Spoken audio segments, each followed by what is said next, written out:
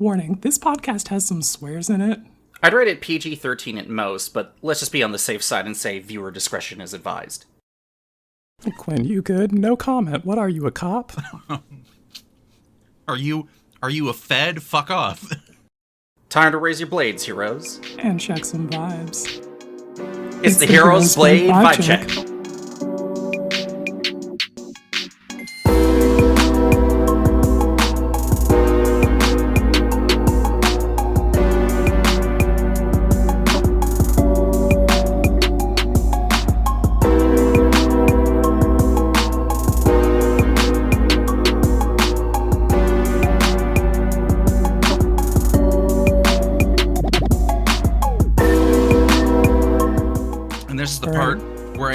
That maybe starting to chew on these bubblegum flavor squashies was maybe not the best move to do just before we record.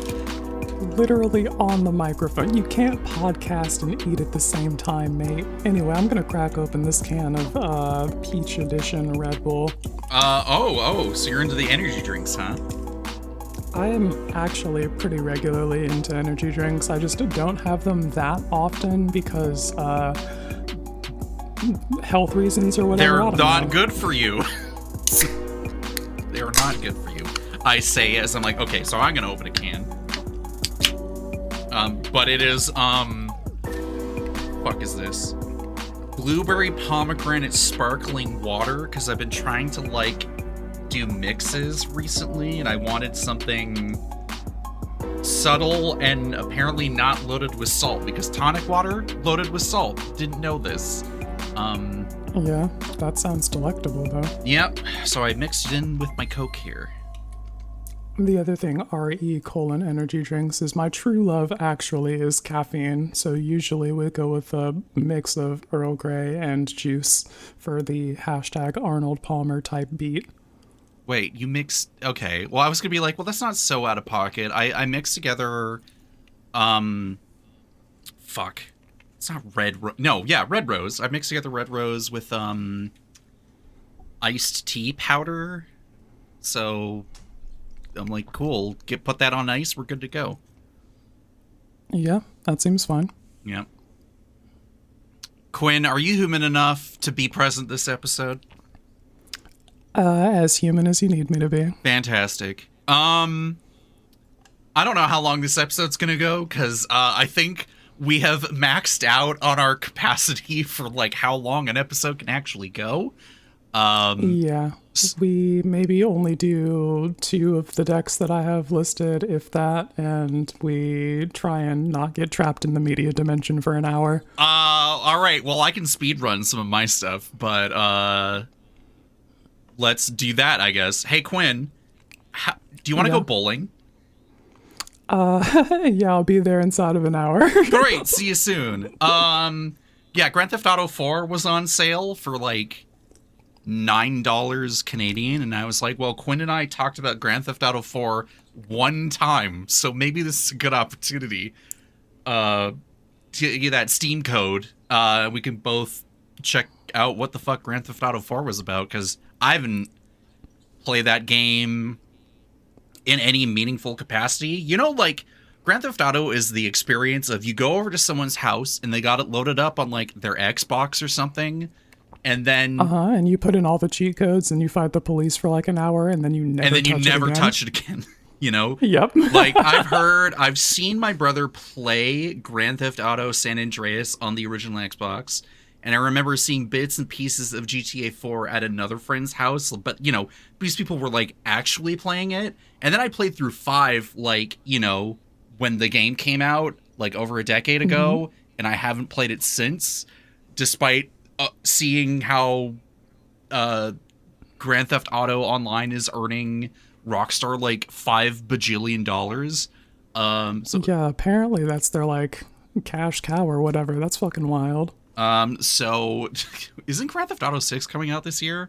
I don't know. Absolutely not. We've gotten, I'll tell you this, you know what we got first before we got Grand Theft Auto 6 is we got someone making a custom Game Boy Color that's actually a dual screen and can play DS games. Oh, I've seen those. That's just putting a Nintendo DS in a Game Boy Color shell, basically, and adding the top screen. Yeah, it's hey, people, we get that shit faster than we get Grand Theft Auto 6, and that also means We've had those for like 10 years now. Actually, people have been doing wild things in the DS modding space. I don't know. Like, I've also been doing my little handheld gaming recently. I'll get into that in a second. But yeah, so thoughts on Grand Theft Auto 4? It's been a really surreal experience to be like, wow, not only is this incredibly dated, it is meant to be the most like extreme version of satire, but then you're like, nope, wait, this shit's just real. Yeah, this is sorry, America's just like this. Yeah.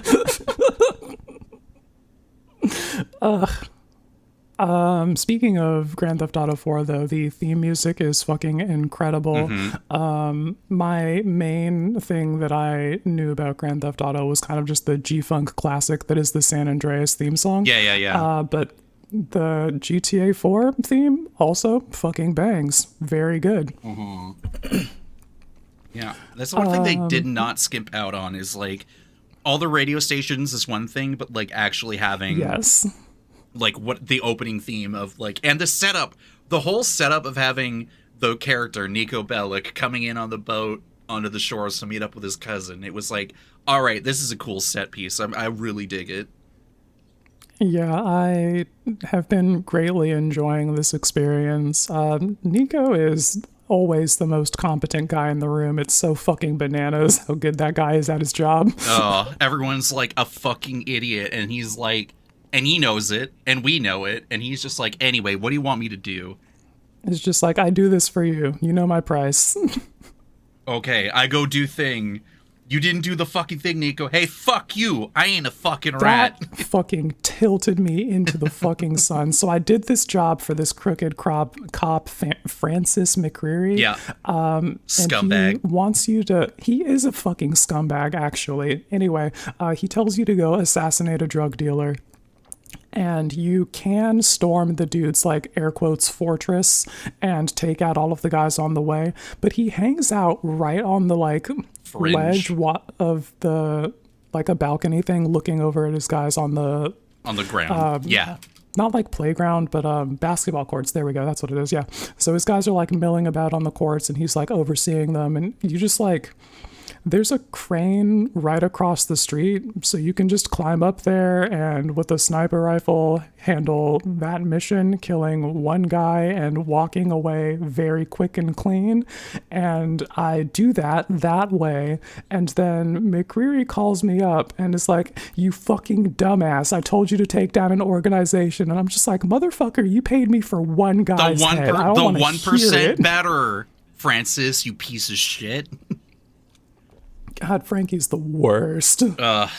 Packy, his brother in that game, really makes me laugh out of, like, that entire... I can see the setup, you know, the writings on the wall of what's going on here, right? Like, you get to see, you know, Grand Theft Auto is a completely overdramatic, over-the-top, meant to be satire, actually, hold on a second, way too real video game, based off, like, the early 2000s era when, you know, we had, like, BlackBerry phones and whatever the fuck, right? Like, and you get to deal with like crooked cops, and you get to deal with people in like the Italian mafia, and it's just like, what, I know what's happening next. I know we're leading up to here. Also, can we pop Frankie like today? And the game's like, no, you can't do that yet. You're like, fuck, fine. Yeah, not yet, but we'll get there. We'll get there. I'm like, okay. Oh man, it's very good. I don't ever talk about this because I don't be watching movies, but I do actually really enjoy a heist movie or an organized crime film. And this is just like playing a heist movie and an organized crime film, and I'm having a lot of fun being the person in that experience. Bro, the bank heist job, holy shit, that whole set piece was fucking peak. It goes wrong. What do? We gotta get out of here. How do we get out of here? We gotta get to the tunnels. And then you're like, what do we do from here? And it's like, yeah, it's...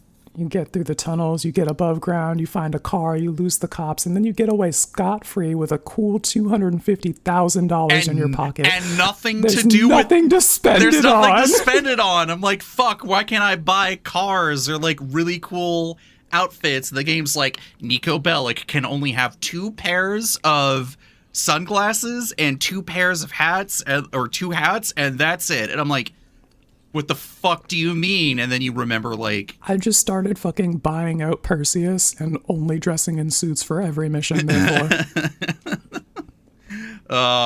Yeah. I have modded the game, and I think there might be more mods where people are like, I want more things to do with my money.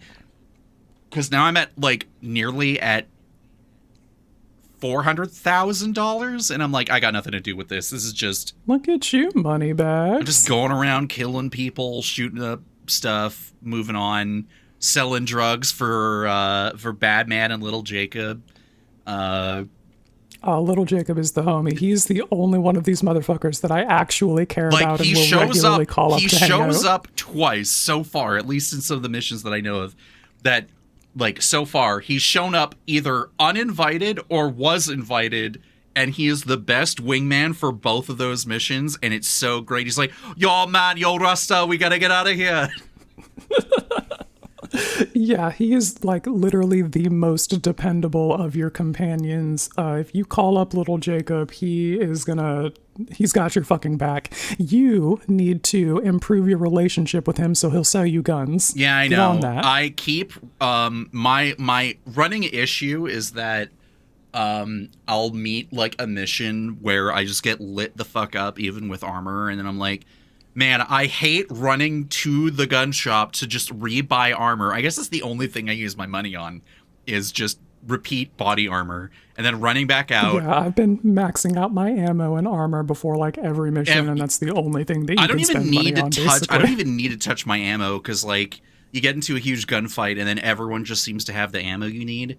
Bro, I be spraying and praying. Yeah, no. I do not aim well. No. And sometimes the aiming system's, like, a little wonky. But, like, have you, like, let's talk about spoilers for, like, a fucking 17 or 18-year-old game. Did you have to rescue... if you are, like... Did you have to rescue... If you haven't... Roman? Go ahead. Yeah, we've already done that mission. Okay, that one took me forever, because I would get ahead... realized I got myself in a kill box, die, and then reload it, go back, get my armor, go back to the location, rinse and repeat, and I finally get to Roman, and the guy's like, the game's like, you got a free aim, and I'm like, free aim with what? And then they're like, nope, it's too late, Roman's dead. I'm like, fuck this. Nah, the move for that mission is actually to just stay on the ground and use your sniper rifle to pick off all of the guys who would be in your way, and then using the cover and all of that, move on and hit the rest of them. If you do that, it's really fucking easy. It only took me one try to accomplish that mission. Well, fuck you. Simply be good at the game. Okay, and then what happens when video games are bad, Quinn? Then you're playing Final Fantasy 3. Okay. And what's going on in Final Fantasy 3? Okay, so we're in the really, like, end game part of Final Fantasy 3. We climbed the Crystal Tower. We went through the mirror, which is that game's point of no return. And we went into the World of Darkness, where we fought the, air quotes, end boss, Xande. And then you find out, of course, the final boss swap of the JRPG, your actual foe is the Cloud of Darkness. So you go into the World of Darkness deeper, and there's 4 darkness crystals that you have to defeat the guardians of, so that you can earn the help of the warriors of darkness that they're guarding. And once you've got those guys, you can get their help against the Cloud of Darkness. And there's Echidna, Ahriman, a 2-headed dragon, and there's also treasure chests in there that have 4 total of the most powerful item in the game, Ribbon, which makes you immune to all status effects. Yeah. And yeah, it's the classic Final Fantasy, like, endgame item. So you can get one for each of your party members, which is fucking cool and good. And you have to fight 4 Xande clones to get into those boxes. So you're out there fighting another version of the boss that you just killed. And I did all of that. I beat those guys. I beat the Xande clones. There was one guy left, fucking Cerberus. And because this bitch has 3 heads, of course, this bitch gets 3 moves per turn. And everybody else in the game has had 2 moves maximum. And that's how you know that they're like fucking serious encounters. They get to attack twice.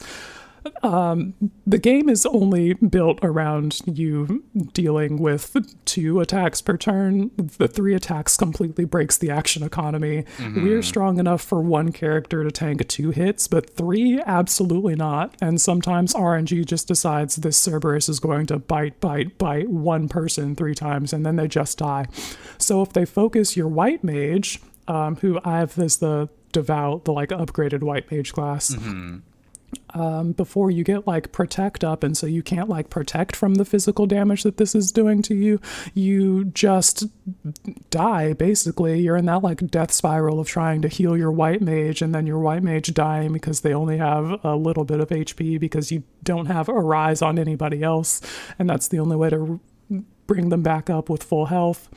And you just fucking... So I'm like trying to heal them. I'm getting my other guys killed because I'm not spending effort killing Cerberus, and you just spiral out of control that way, and everybody dies. And of course you can't save in the World of Darkness because it's past the point of no return. And that right there, that maxed out the tilt meter. This game wants you to fight 9 boss battles before the Cloud of Darkness, and I cleared 8 of them. That shit fucking insane. That's insane. It is fucking insane.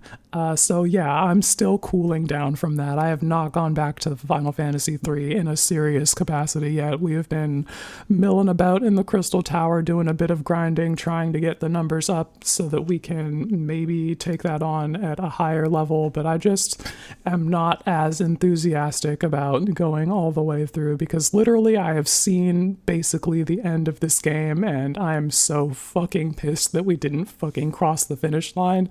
Final Fantasy III is unkind. Yeah, damn. What is with those Japanese game devs and like only putting like they fucking remake a game and they make you cry about it. Like you're like, I'm at the fucking finish line. Why did you have to make this literally the hardest damn thing in the world to do? And they're just like, lol, lamau, deal with it. You're like, no, this is horseshit.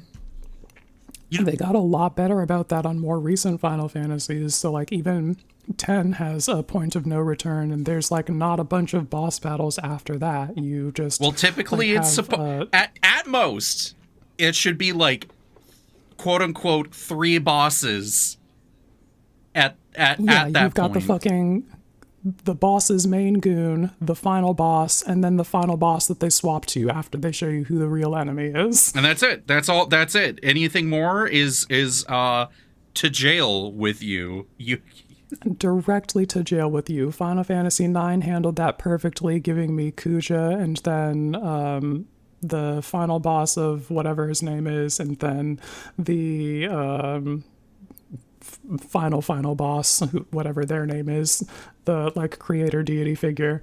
10 handled that perfectly with Jekt, and then Jekt Unleashed, and fucking I'm really mad that 3 is so bad. I want so much better for this game. Unfortunate. Summoner experience, though, where are we still at? I do think that the Summoner roleplay experience was... I agree with what I said last time, that the development from Evoker to Summoner, and then going to find the final summons of Ultimate Power with like Bahamut, Leviathan, and Odin, those all really... They paid the fuck off. Unfortunately, Odin doesn't work on everyone. Of course, the way that I would like of course that to. not. They gotta. No. You can't just inflict death on enemies. You're like, well, fuck you, fuck you too. I guess. I think that would be a lot more satisfying if there were more people that I could just fucking ice with that. Because like even on some faceless jobber enemies in the Crystal Tower, you can summon Odin and it doesn't one-shot everyone, which is just like, brother, what are you doing here? Why did I bother? You know, sometimes you have to allow your players You must allow players to express their greed. And when you say no, you can't use summon Odin to kill people, that feels like a real slap in the face. It's easier to do it in Magic the Gathering. Yeah, actually. In Final Fantasy II, I turned the Emperor of Palamecia into a fucking toad and just like one-shot that. He's not the final boss, but he is pretty close to the end of the game. So like an end game boss, I turned it into a toad and we moved on. That's awesome. Give me that level of power. I spent the time and energy grinding the toad spell so that I could do that. Like, give me the rewards. I fucking found Odin and fought him and earned his power. Give me the rewards. And the gamers are like, no. You're like, fine. Okay, fine. You know what? I'll go play a different game. And they're like, sure, I guess. So yeah, that's where we are on Final Fantasy III. I would like to see the credits of that game, but I cannot promise that that's going to happen, frankly. Also, is there really anything important or resonant that's going to be happening that's like worth the effort? Honestly, I don't think so. The story is a little bit nothing. The resolution of that is probably going to be nothing. Like, I don't know. Yeah, not much to say. Yeah. So, I decided to use my media budget, except it's not really... Yeah, tell me about some media experiences that'll have satisfying narrative conclusions. Okay. I'll also include another video game in this. I played a Pokemon hack called Dreamstone Mysteries, and I beat it between last episode and this episode. Yeah, that sounds about right for a Pokemon game. What is this a hack of? So it's a hack. All of these hacks that I'm playing of are usually like of Fire Red or Emerald. This one, if memory serves, is an Emerald hack. The person made their own little region, and very interesting ways of having it be interconnected, even though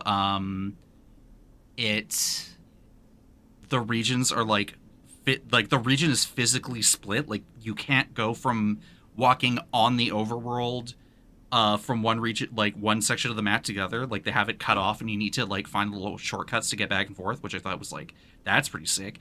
It's a pretty linear story. It's got some fancy like modern mechanics for quality of life being brought back into it.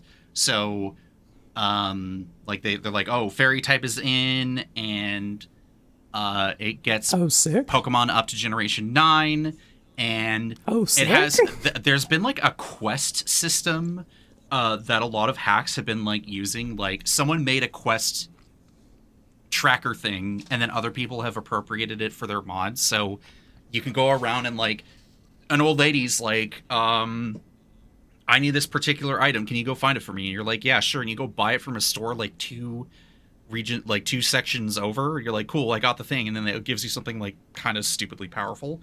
And then, the evil organization is like, we need to like get these 3 super powerful crystals and like tap into the ancient dreams of Pokemon from the yesteryear to find the Paradox Pokemon that were from Pokemon Scarlet that they used as like the plot point. And I'm like, oh, this is like really sick.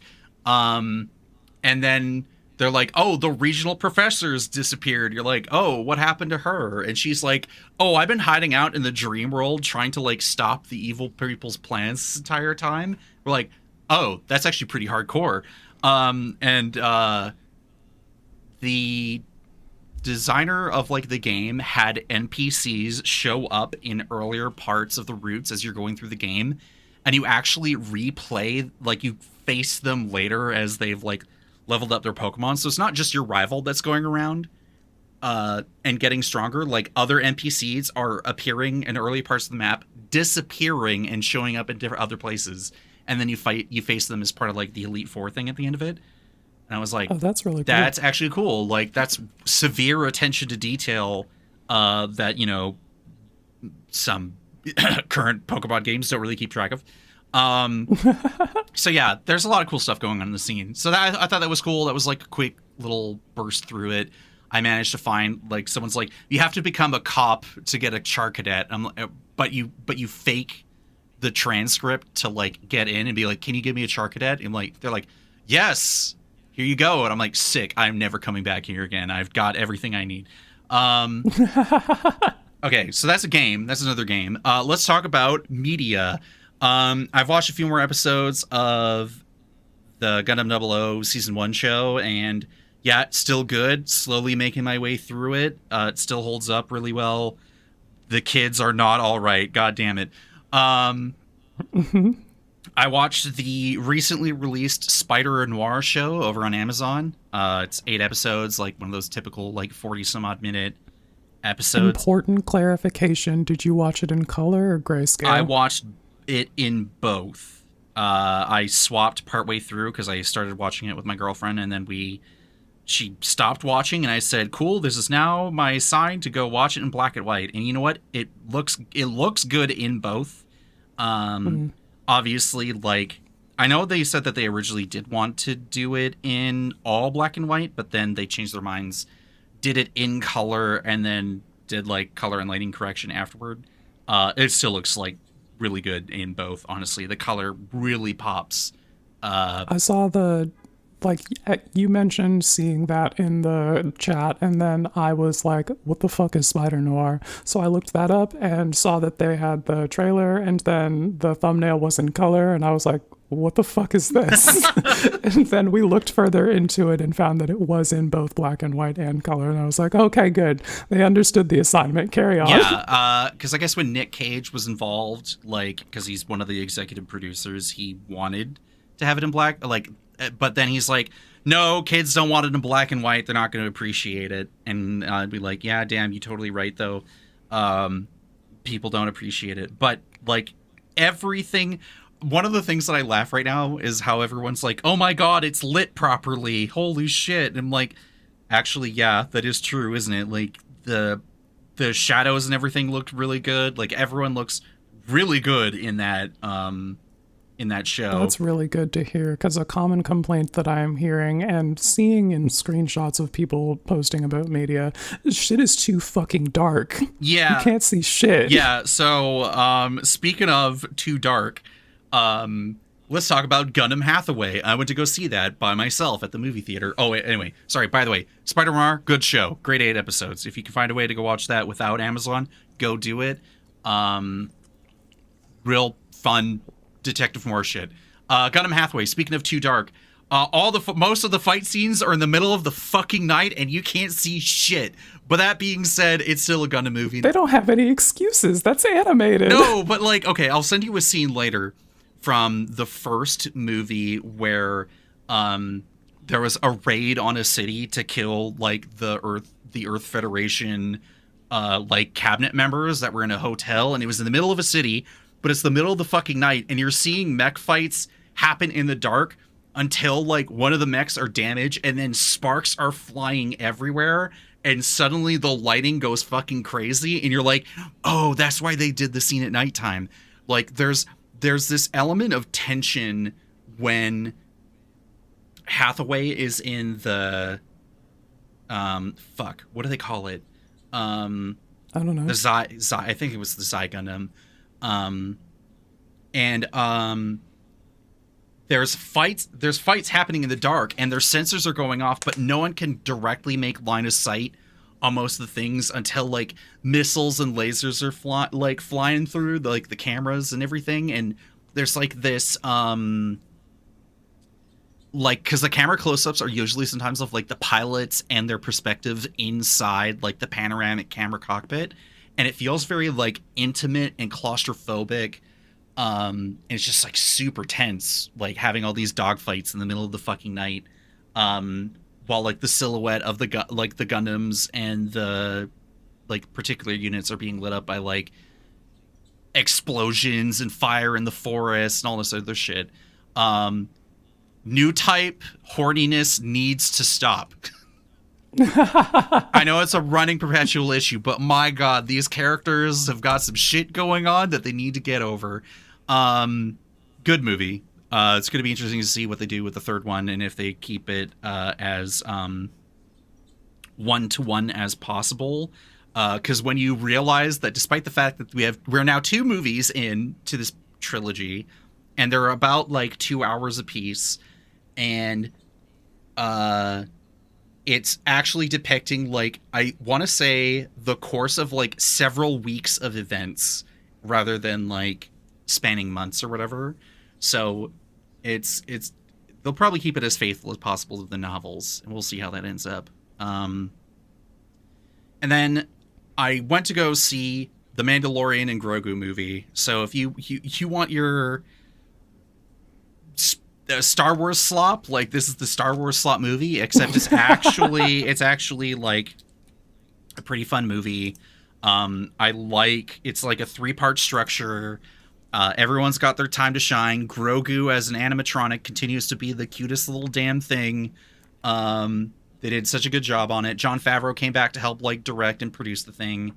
And who? The guy who made Iron Man. Like the movie, he directed Iron Man 1. Gotcha. You're like, I still don't know who that is. That's fine. Yeah, I don't know movie people.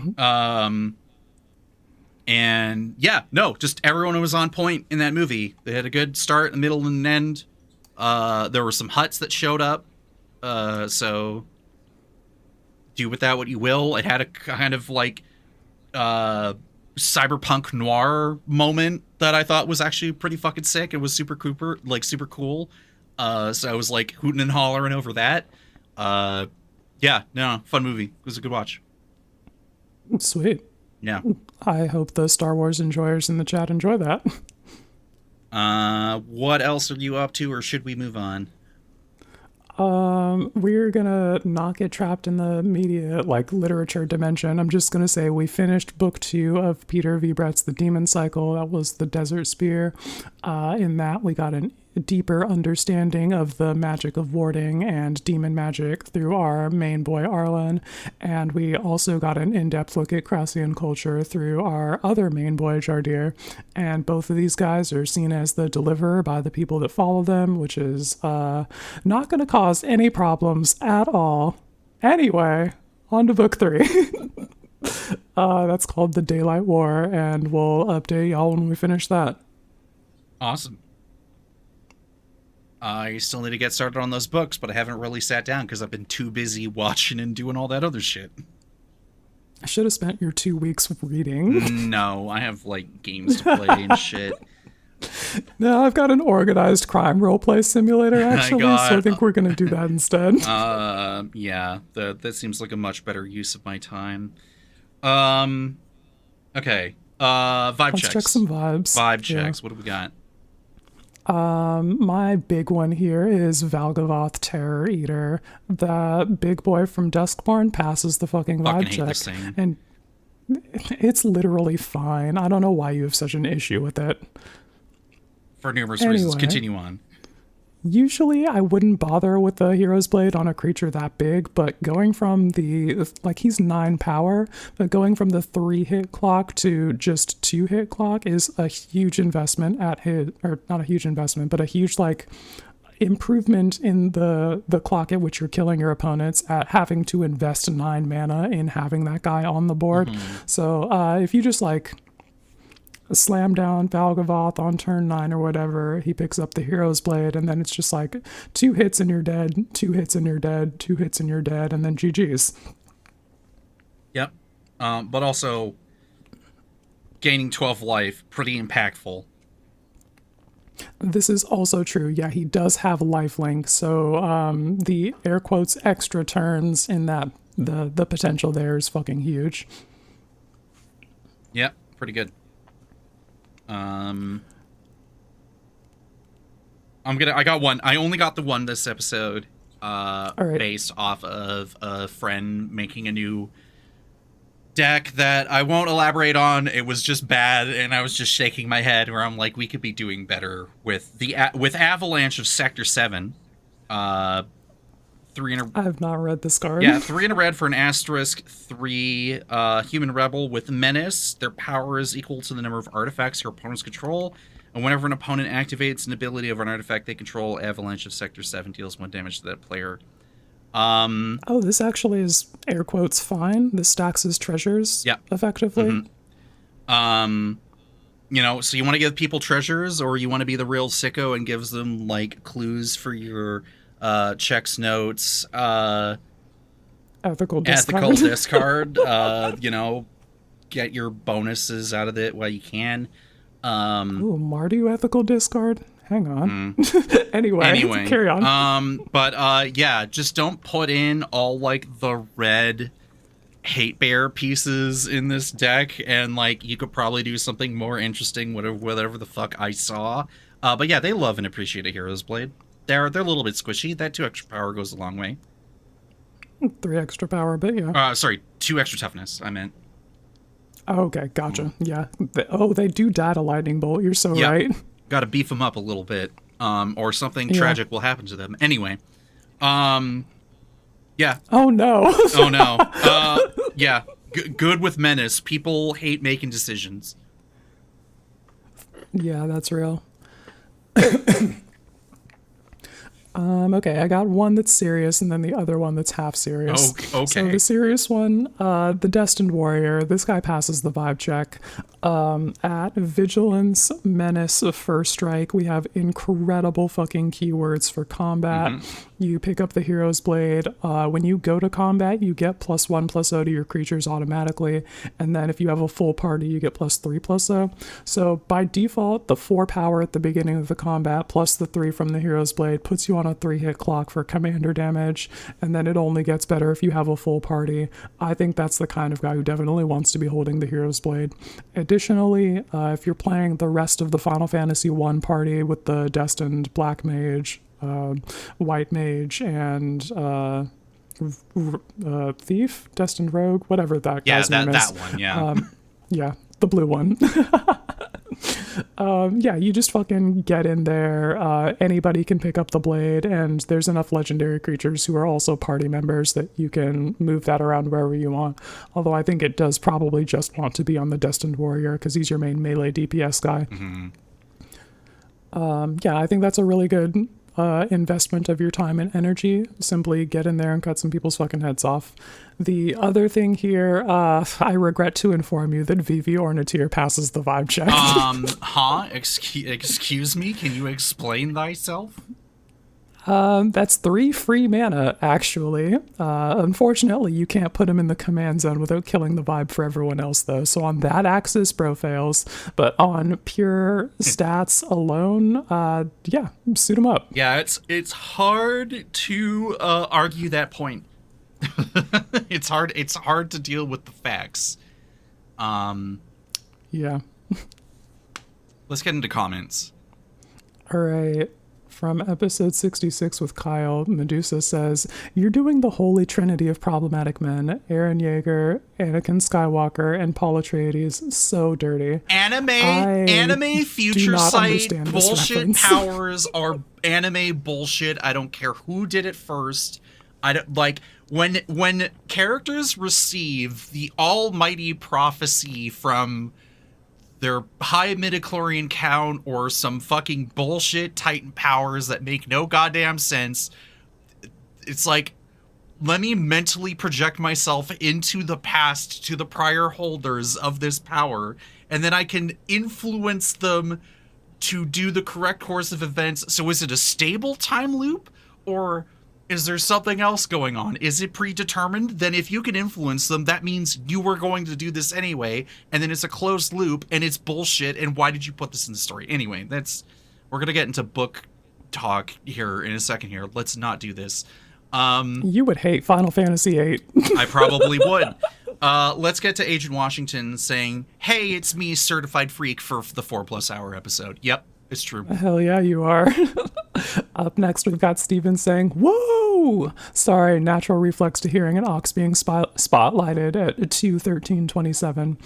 Is running to the comment section in celebration. Let me try to come up with something to actually contribute to the conversation. Oh, I know. Garfield's Secret Lair rocks. Hell yeah, I'm glad that you enjoy that." I didn't really look at them, to be honest, so... I think that it was funny that one of those was titled as intended, as the, like, you know, magic as Garfield intended. As Garfield I think intended. that's pretty funny. Yeah, that's pretty cheeky. People hate them because they know that they were right, that it was cheeky. Yeah. Okay, and then Doomed Traveler. Yep, that's correct. With the double O's in Doom are actually zeros, and the E is actually a 3. Yeah, you know you gotta lead speak it up. And then Godzilla with like 10 exclamation points, 11 exclamation points. Hell yeah, dude. Big fan of that giant lizard. Mm-hmm. Speaking of giant lizards, Indominus Lux says, better the devil you fuck. Cole. That is a misquote. That I did not say that. Removed from context, however, it is very funny. And then from the bonus episode that we ended up doing, As Human as You Needed Me to Be, Lobster here saying, you two look great. Always fun to see people you only hear. The content is great as always. I'm just oohing over 2 of my 4 favorite MTG personalities. Well, thank you. Aw, Lobster, you flatter. I am screaming at Comcast for ruining the quality and connection of that entire stream, but we fucking made it work. I think we can just use Discord audio. It's fine. It's worked every time before then. The visualizer is gravy on top of that. It's true. I think I know what we can do. I'll have to check back with Brandon on that one, but I want to preserve the visualizer as much as possible. But that's a whole other thing. Fine. And Light here has to say, Cole, hold on. I need to interrupt for a second. Disappears. And Cloud is still here. yeah, you gotta put in your freaking stone blade shit in there. All right, Quinn. Yeah, that's how I kill you. It's that time. Do you got a track for us? Yeah, I do have a new track, but I'm actually, in honor of us playing Grand Theft Auto, going to put in the other track that I did several years ago when playing Grand Theft Auto 5 called Albany Cavalcade 2 that aims to give you the feeling of riding in the passenger seat of an Albany Cavalcade 2. All right, let's check that out.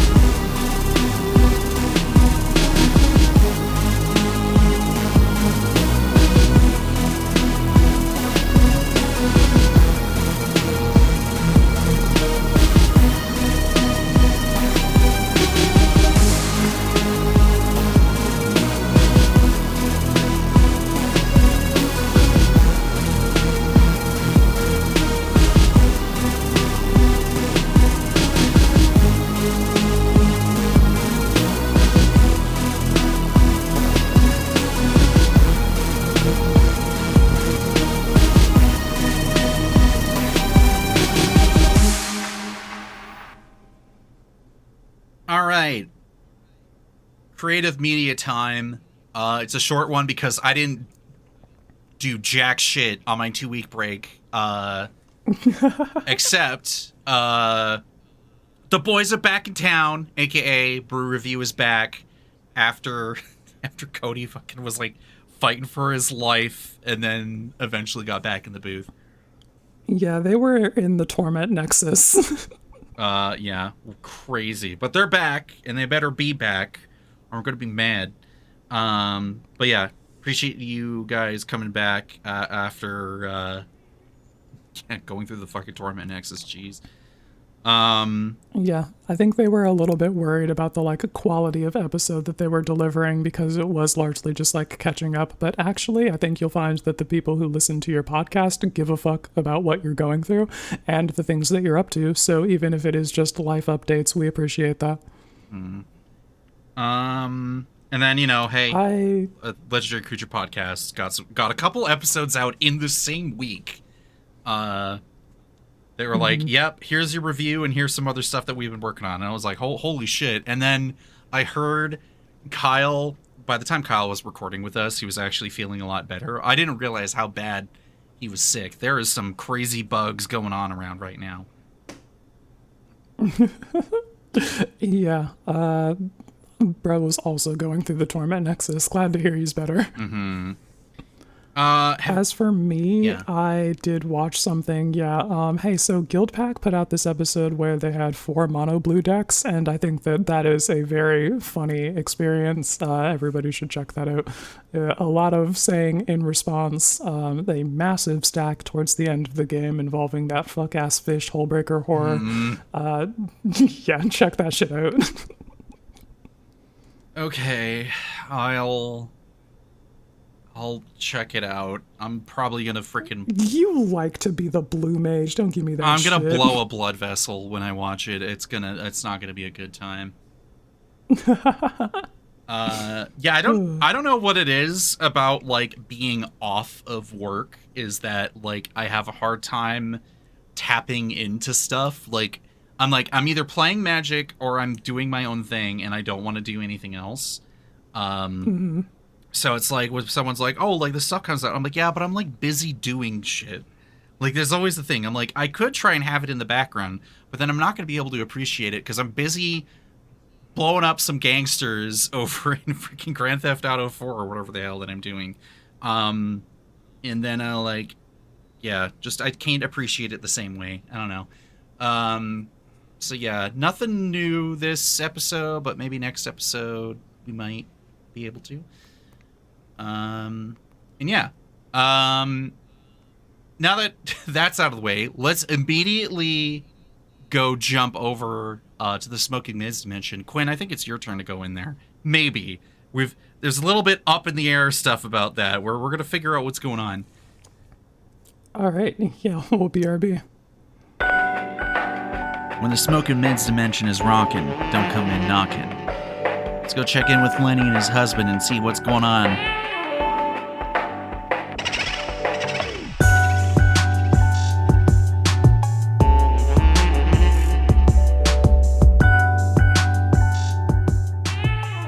Welcome back, audience, to the Smoking Mids dimension. I have brought along somebody who is objectively the hottest person in Magic, and in fact, they are so hot that I decided to marry them. That's right, I brought my very own husband, Steven, on to join the podcast. How you doing, babe? I'm doing pretty well. How are you? I'm good. Yeah, so just a couple of quick questions, the usual stuff. Why don't you tell the folks out there in podcast land, where they can find you, what you're up to? You can find me in a child's first laugh. No, you can find me... Wow, that's weird. You can find me kind of all over the internet, pretty much anywhere you can find, search out a screen name, look for Voodoo Rusty, you'll find me there. You can also find me in the background making color commentary whenever Lenny is streaming or even just playing online. That's usually where you can find me these days. Yeah. And what are we going to do about dinner tonight? Well, we're gonna do the second round of the cleaning out the freezer dinner and waffle or chicken and waffles. Okay. That was bomb last time. I'm thinking next time that we got to bust out the hot sauce for it. Yeah, I meant to put chili crisp on top and I forgot. So Oh, that's on chili me. crisp would have been so perfect. I know. Oh, dang. But we'll do it tonight. So Yeah. Anyway, check the MTG Lexicon Discord. There will be photos. There's already photos of last night. So, yeah, we are here talking about Bloomburrow. And honestly, I wouldn't be talking with anyone else about this set. you better not. Yeah, I know. I understand. I understand the terms and conditions of our relationship. I want to ask, like, what does this set mean to you? What does this set mean to me? I mean, it's interesting because when Bloomburrow was announced, there were so many other sets that were coming out before it that I was just like, I am so checked out. I do not care that much about like Brothers War or any of those things because I've been playing Magic for a long time, but not so long that like Urza and all that stuff was, nostalgic for me in the way that it seemed to be for a lot of other people. And so when Bloomburrow got announced and I was like, what? We're going to get a plane where there's only cute animals and kind of scary animals too, but still, and no humans. I was in love. So, I am a child of the 80s, so there's all that wrapped up in there because you had a lot of, heck, just specifically mice even that were protagonists and things for so long that, Secret of Nim and American Tail and things like that were the peak of my childhood that I loved. And I was really excited to have a set that I could latch onto like that. So. Okay, yeah, no, that's fair. I like that. I love that about you. I still think the Rescuers is kind of mid, but they kind of killed it in Down Under. I would just disagree. You're entitled to your wrong opinion. I don't know. It feels like Bob Newhart kind of phones it in. Wow, but Zsa Zsa Gabor. Oh, no, she owns it, okay? Yeah. They probably just didn't give her as much of a role because, like, she... When was the last time you watched The Rescuers? When we watched it together one time. Oh, okay. I think we watched that and The Black Cauldron or something. That was a while ago. That was a while ago. That was wild watching The Black Cauldron. Oh my god, like so perfectly animated, but like so confusing. You told me that you had read the books that it was based on, and I was like, there were books that it was based on because I was very confused by it all together. This is literally everybody, and yeah, no, that's the Chronicles of Prydain, and we are way off topic, but you know what? It wouldn't be us if it weren't. It's also my part of the podcast, and honestly, Quinn and Cole have probably been jawing about video games for like an hour by now, by the time our listeners are getting into this. So you know what? They can hear us talk about Disney movies. That's true. Yeah. But I guess, yeah, we did come to talk about Magic. So, Bloomburrow. Honestly, this set had a lot of bangers. It had a lot of bangers, so many bangers that when you told me you wanted me to be the guest for this, I set my search to finding cards that were less than 50 cents was what I did to find cards for today. And even the ones that are still like 10 cents, I'm like, I'm struggling to put this in mid because this is a really good card. You're allowed to swear. I know, but it just didn't come out. Okay. But you did. No. Happy Pride, everybody. This is true. Yeah, so... Yeah, I honestly, my conspiracy theory is that, like, the people in Bloomburrow are actually just, like, a cut above, and, like, their magic and everything they do is so badass that the Phyrexians saw that, and they were like, nah, fam, we're not touching that. Like, I mean, usually I'd give you the chance to start, but there's, like, one that really gets me, this Brazen Collector. It's, like, a 2/1 first strike for, like, 2 mana, and then it's whenever it attacks, add red, and until end of turn, you don't lose this mana as steps and phases end. So, like, I was alive back in the time when people were running Jackal Pup. If you know, you know. This was, like, the OG red deck wins was called Sly. And Jackal Pup was terrible compared to this. It was like a 2/1, and you would like lose life for how much damage was dealt to it.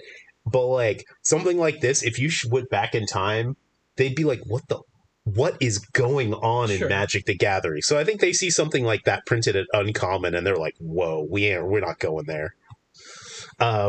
Yeah, I mean, the one that I thought of first was Daggerfang Duo, which is a 3/2 for 3 with Death Touch, and it's a rat squirrel creature because it's one of those ones where the two They are team up, combined. yeah. And it also says when it enters, you may mill 2 cards. So on top of it being a may mill 2 cards instead of it being forced, you're probably going to want to do it anyway. And it's in rat and squirrel, which is like two of the iconic types that I think of as ones that got carried into Bloomburrow that were already really strong types, as opposed to like otters that didn't have a lot or frogs that didn't have a lot. Yeah. Where it's like, this is, it's a common card with the 3/2 Death Touch for 3 that already is nice, but then being into type you're going to care about and the getting the opportunity to mill, which you're going to want to do anyway in a lot of these decks. Like, it's such a good card, and it's just a common. Yeah. It's kind of crazy to me. All right, I got one that. Okay, I real talk. I just grabbed a few out of nowhere, and I'm sure like these are in your deck. I wanted to add some blue. So I'm a big fan of the Thundertrap Trainer. I'm sure you've seen me rock that in Alania. It's like 1 in a blue for a 1/2. It's got Offspring 4. So like if you really are in the mood, like you can Offspring it to like make another one, and when it enters, you look at the top 4 cards, and you can reveal a non-creature, non-land from among them, put it into your hand, and the rest go on the bottom. So it's really kind of cool because, like, if you're in Blink, you're like, all right, let me find the next Blink spell, let me find a mana rock. Or if you're like, you have the mana to do it twice, that feels pretty good. Or what I love doing in Alania is like offspringing it and then copying that, and then so like you'll get 4 of these things coming in, and you're just like, yeah, let me look at the top 16 and get 4, and you feel so powerful. And then you got blockers you don't care about. Yeah, and on top of that, that was the bundle promo. So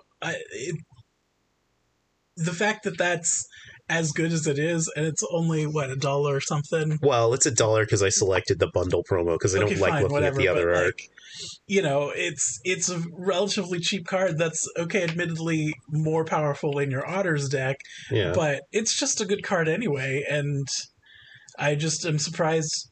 I don't know why the set is as as low cost as it is, other than it just being, I don't know, harder to find or something.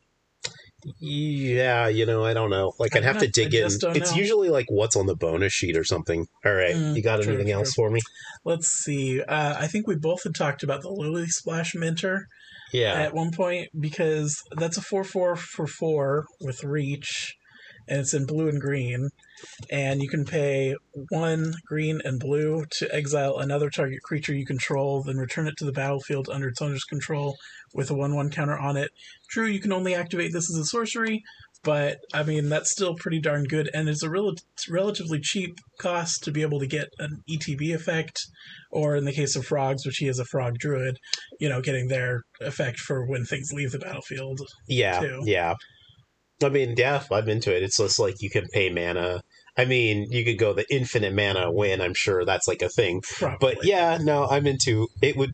I mean, listen, you and I did our time with, what was it, Eldrazi Displacer, where that people were just like instant speed with that crap, and that was. This isn't that good, which is why it's still a mid, right? But it is nice, and. Oh, I mean, I guess also there's nothing that... My bad. Hang on, chat. This goes infinite with Peregrine Drake. Anyway. Moving on, I guess. No, I really like that one. I do too. Okay. We're gonna do...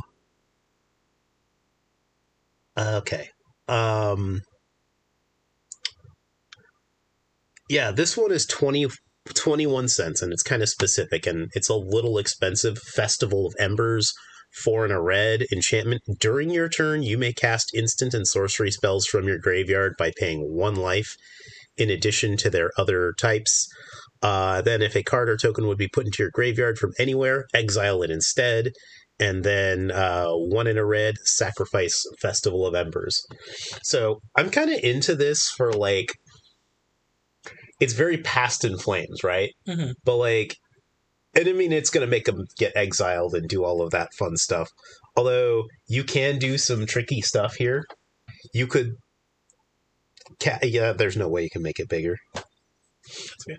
Yeah. Are you trying to, what are you I was trying to zoom in because I have trouble if I can't read it. Ah, okay. But don't worry about it.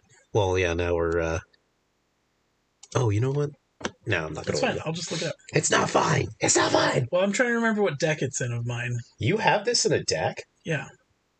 And you're just not even sharing that with me? Well, it might just be in one of my decks that I did for the 10. Like, when do you cast instants and sorceries? So, yeah, what I was saying with the tricky thing you could do is if that card would be put to a graveyard from anywhere, you could, if you were so inclined, cast your instant or sorcery from the graveyard and then sacrifice this with that on the stack if you really wanted to keep it in your graveyard for something. Yeah, 'cause it has an onboard sacrifice itself. Yeah, but I don't know, it's kind of, it's not Underworld Breach. No. But, like, let's not get it twisted, but, like, I don't know, you can get into some crazy stuff here. It is anywhere, so you're not, like, wheeling and dealing and doing all that stuff, but I don't know, I think it's cool and it just sits there. Yeah. Yeah. Another enchantment that I like, I really enjoyed a lot of the classes that they came out with for this. That's because you're classy. This is true. You know what else I am? Yeah. A little chismoso. So the Gossip's talent was very much for me. Okay. That's the one that is blue and 1 to cast, and it's got whenever a creature you control enters, surveil 1, and then you can pay 1 in a blue to level it up to level 2. Whenever you attack, target attacking creature with power 3 or less can't be blocked this turn. You can level it up to 3 for 3 and a blue. Whenever a creature you control deals combat damage to a player, you may exile it, then return it to the battlefield under its owner's control. Again, another thing that can give you, returning the enters the battlefield things. Also, just I really love cards that let you sneak in with something that looks like it's not going to be powerful. Yeah. And then trigger that, and so it's like, okay, it can't be blocked because it's 3 or less, and now you're like, okay, and now I'm going to make it bigger. Okay. During the, like, blocker phase or whatever. I'll steal this from you. Mm-hmm. Okay. So, I'm into it, especially because, like, I love an Archaeomancer, and True. you could just be like, whatever toxic instant or sorcery, you're like, here's 2 damage, I'm gonna blink this guy and get that back. Sure. I mean, and of course it could also be the thing that gets them back. We got a lot of legendary creatures sickos that listen to this podcast, so they've already gone straight to the Archaeomancer.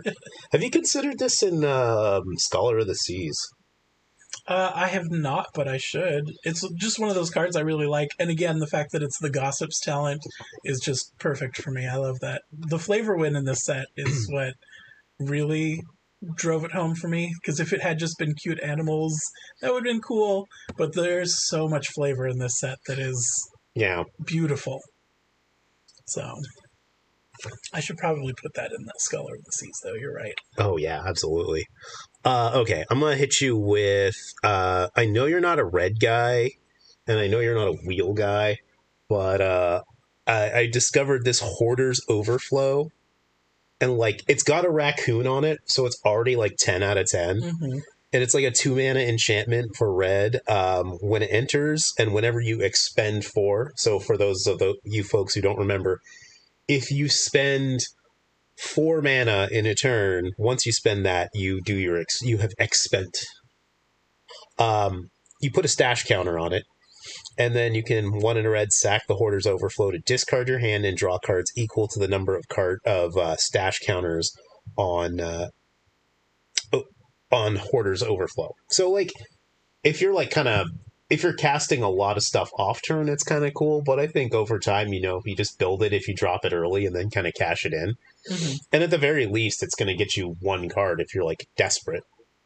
True. Yeah. So, yeah, that's just something that I found, and I was like, that's kind of cute. I'm thinking about that for Sabin, because I keep expending 4 on turns with Savin and throwing my hand in the garbage.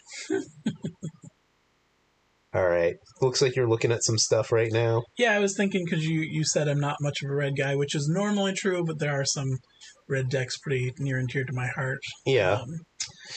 The Sazakap's Brew is a card from this one. It's an instant for red and 1. Gift a tapped fish. As an additional cost to cast a spell, discard a card. Target player draws 2 cards. If the gift was promised, target creature you control gets +2/+0 until end of turn. And it's just like the kind of card that does so much for you and gives you so many options that I really enjoy that. Because I find that the red decks that I run can really benefit from having a lot of options on one card, because I don't run a lot of red, so I don't always think of it in the most optimal way. So it's nice to have options. Yeah, I get that. I was so remember when we were doing that like pre-con league? I was just thinking about that actually. Yeah. I was really excited to get that because it's super crazy with Shiko and Narset, and you can just because once again, if you're twinning one of those discard 1, draw 2 spells, you feel like the smartest person on earth. And then with this, you're like, oh yeah, and now my commander's got 8 damage. What are you gonna do? Yeah, really fun card. Big fan of that one. Okay. I'm surprised all of this has come up and we haven't talked about cards that are cute.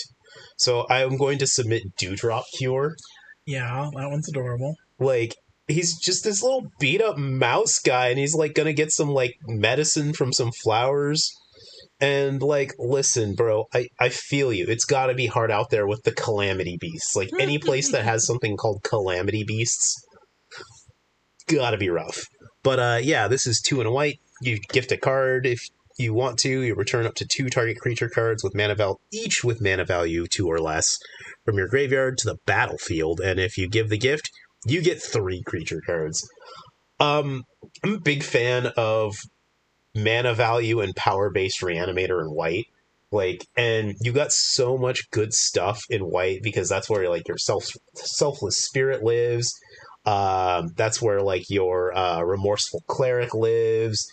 If you're that bitch, Draneth Magistrate, all of that stuff that people want to get rid of, kind of sits pretty nicely at 2 mana, and you just be like, all right, well, I'm gonna get that back then. Yeah. All right. Oh, you're looking at this thing. Okay. Yeah. Well, I was gonna say, speaking of the arts, that it's this is the thing that really pulls you into it in the first place. The Hivespine Wolverine was one that the art on that is so great. I just don't even, it's scary, it creeps me out, but also it's adorable as hell. Yeah. And so it's a 5/4 for 5, 2 green and 3. When it enters, choose 1, put a 1/1 counter on target creature you control, or Hivespine Wolverine fights target creature token, or destroy target artifact or enchantment. And all of those are pretty nice. And really, it's just a 5/4 for 5 is already something, it's on curve and everything. But again, with any cards that give you sort of adaptable strategies are always going to be nicer for me. I have that Inga and Essica deck that I really love, and this should maybe find a home in there because I'm really a big fan of cards in that deck that come in and do something explosive, and now they can either be something to attack with or a source of mana, because that's what Inga and Essica do. But just the fact that this can destroy an artifact and then be either a 5/4 that I want to swing with or a source of mana if I really need it, it's pretty great. I'm not gonna lie, fights target creature token is kind of not there. It's not. Yeah, it's not great. It's good in the limited version of this. I totally get why it is in that. Yeah. But yeah, the fact that it's limited to creature token is not great. I'm not gonna lie, I read that and I was like, oh, it fights target creature, man. Is there anything this thing does? Token, yeah. Screw your token in particular. And it's gonna be okay, well, I guess I'm gonna fight your Eldrazi spawn that they're or going to sacrifice some mana. Okay, well, whatever. Yeah, random human. Although if you really want, just you know what, all right, I'm going to generous gift your thing, and I'm going to play this Wolverine, I'm going to fight your elephant. Although, For the audio That would be listeners, like he said that Steven said the art was cool, and it is a giant Wolverine, and like there's like a bunny like running in terror, and it's got like a wasp hive on its back, and wasps are like flying everywhere. That thing is a bad time. Oh yeah. Yeah. I mean, it's already like a Wolverine, which you don't want to deal with, but the fact that it's got an entire hive of wasps on his back, that's Yeah, real scary. Bloomburrow aesthetic is so peak. Yeah. Okay. I'm going to talk about something that I feel like I'm pushing the line of mid. Murmuration, which I think do we need to get one of this for when you find your bird stuff. Well, whatever. I mean, did you find it? I haven't found the bird stuff, but I think it's with the bird stuff. I think I had a copy. Oh, this is from the Commander set. How'd you get that? I bought packs of, I had packs of the Commander, or not the Commander, the Collector boosters. This is what happens when you drink when you're opening packs. Okay, Murmuration, another 5 mana enchantment. I love 5 to 6 mana do nothing enchantments. Birds you control get +1/+1 and have vigilance. But what sells me is at the beginning of your end step, for each spell you've cast this turn, create a 1/2 blue bird creature token with flying named Stormcrow. Now, Stormcrow. And there's a lot, but there's a lot of people who don't know the deep Magic lore. So before Scryfall, but after going through the old .txt files that you would have to get on the Wizards website, there was this thing called Gatherer that they used. And for a time, this is what we had. It's widely regarded as terrible, but for quite some time, they had comments. And one of the memes would exist within this, and one of the memes was Stormcrow. So that's why we continue to see Stormcrows everywhere. What I like about this Murmuration card is that Flyers win games. And it's dumping out like a bunch of effectively 2/3 Vigilance Flyers, and that's rad. That is right. And I know a lot of people are going to be like, but Lenny, I don't have an instant or sorcery deck. And I would simply say, that's totally fine. This only cares about each spell. So, like, if you have an Enchantress deck, it's probably actually a Storm deck, and you just don't realize it. And hey, this is an enchantment. Like, you could put this in your enchantment deck and then drop a bunch of birds. I mean, granted, enchantments are like overflowing with this kind of stuff. Sure. But like, vigilance, people. Put vigilance on your things. I promise you, it's gonna be awesome. Yeah, sorry, that's enough of murmuration. That's right. If we're talking about like pushing what could be considered mid, I truly believe Paw Patch Recruit, which is a card that you had looked over until I played recently in my Rabbits deck. And you beat my ass with it. I did beat your ass with it, but even before I beat your ass with it, you were like, wait, what is this card? What does it do? So it's a 2/1 for 1 green. It's a Rabbit Warrior, so I also kind of think I should get a copy for my Warriors deck. But it's got Offspring 2. I don't remember, are all Offsprings 2 or not? No, I don't think they're all over the place. So it's 2. So even if you want a second one of this effect, all you have to do is pay 3 mana. It's ridiculous. But anyway, so it's a 2/1 with Trample. Whenever a creature you control becomes the target of a spell or ability an opponent controls, put a 1/1 counter on target creature you control other than that creature. And I just love the idea that if you've got an Offspring, you can effectively be like, if they get mad and want to target your Paw Patch Recruit, you can be like, well, that's fine, I'll put it on the Paw Patch Recruit Junior. Yeah, and then like now this is even scarier. Or put it on anything else. Put it on your commander, put it on anything. But I just think this card is so stinking good. And again, a card that is like 35 cents. Yeah. But 3 mana for a pair of Tramplers is like not nothing. Yeah, especially a pair of Tramplers that have the ability to get real big real quick, especially in the decks they want to be in anyway. Like I said, the Rabbits and the Warriors are going to be really pushing their power and toughness up more and more the more you have other things that... Yeah, I don't think anyone's targeting that anyway. They're just gonna sit there. They're gonna get like your more powerful thing and be like, all right, well, I got a Swords that. I can't care about your Paw Patch Recruit. But they might do that once they realize, oh, you've got 2 of this effect that like I'm gonna Swords your thing, and now I'm putting more and more counters on things the more you target my stuff. Especially because in the time that you and I have been playing Commander, which is admittedly a very long time, the push has gone more towards targeted removal than board wipe. Oh, I haven't been talking to you lately about this. They're swinging back. Yeah, the pendulum's swinging back. You know, it is always the way that there's been so many other things where that's been the case. But yeah, I do think it's very funny that at least when this came out, the targeted removal, it's like, okay, go ahead and do that, and then I'll get bonuses from that. I want to see this with like a spell skite where it's just like, oh my god, you're just directing the targets to people. Mm-hmm. Yeah. Okay.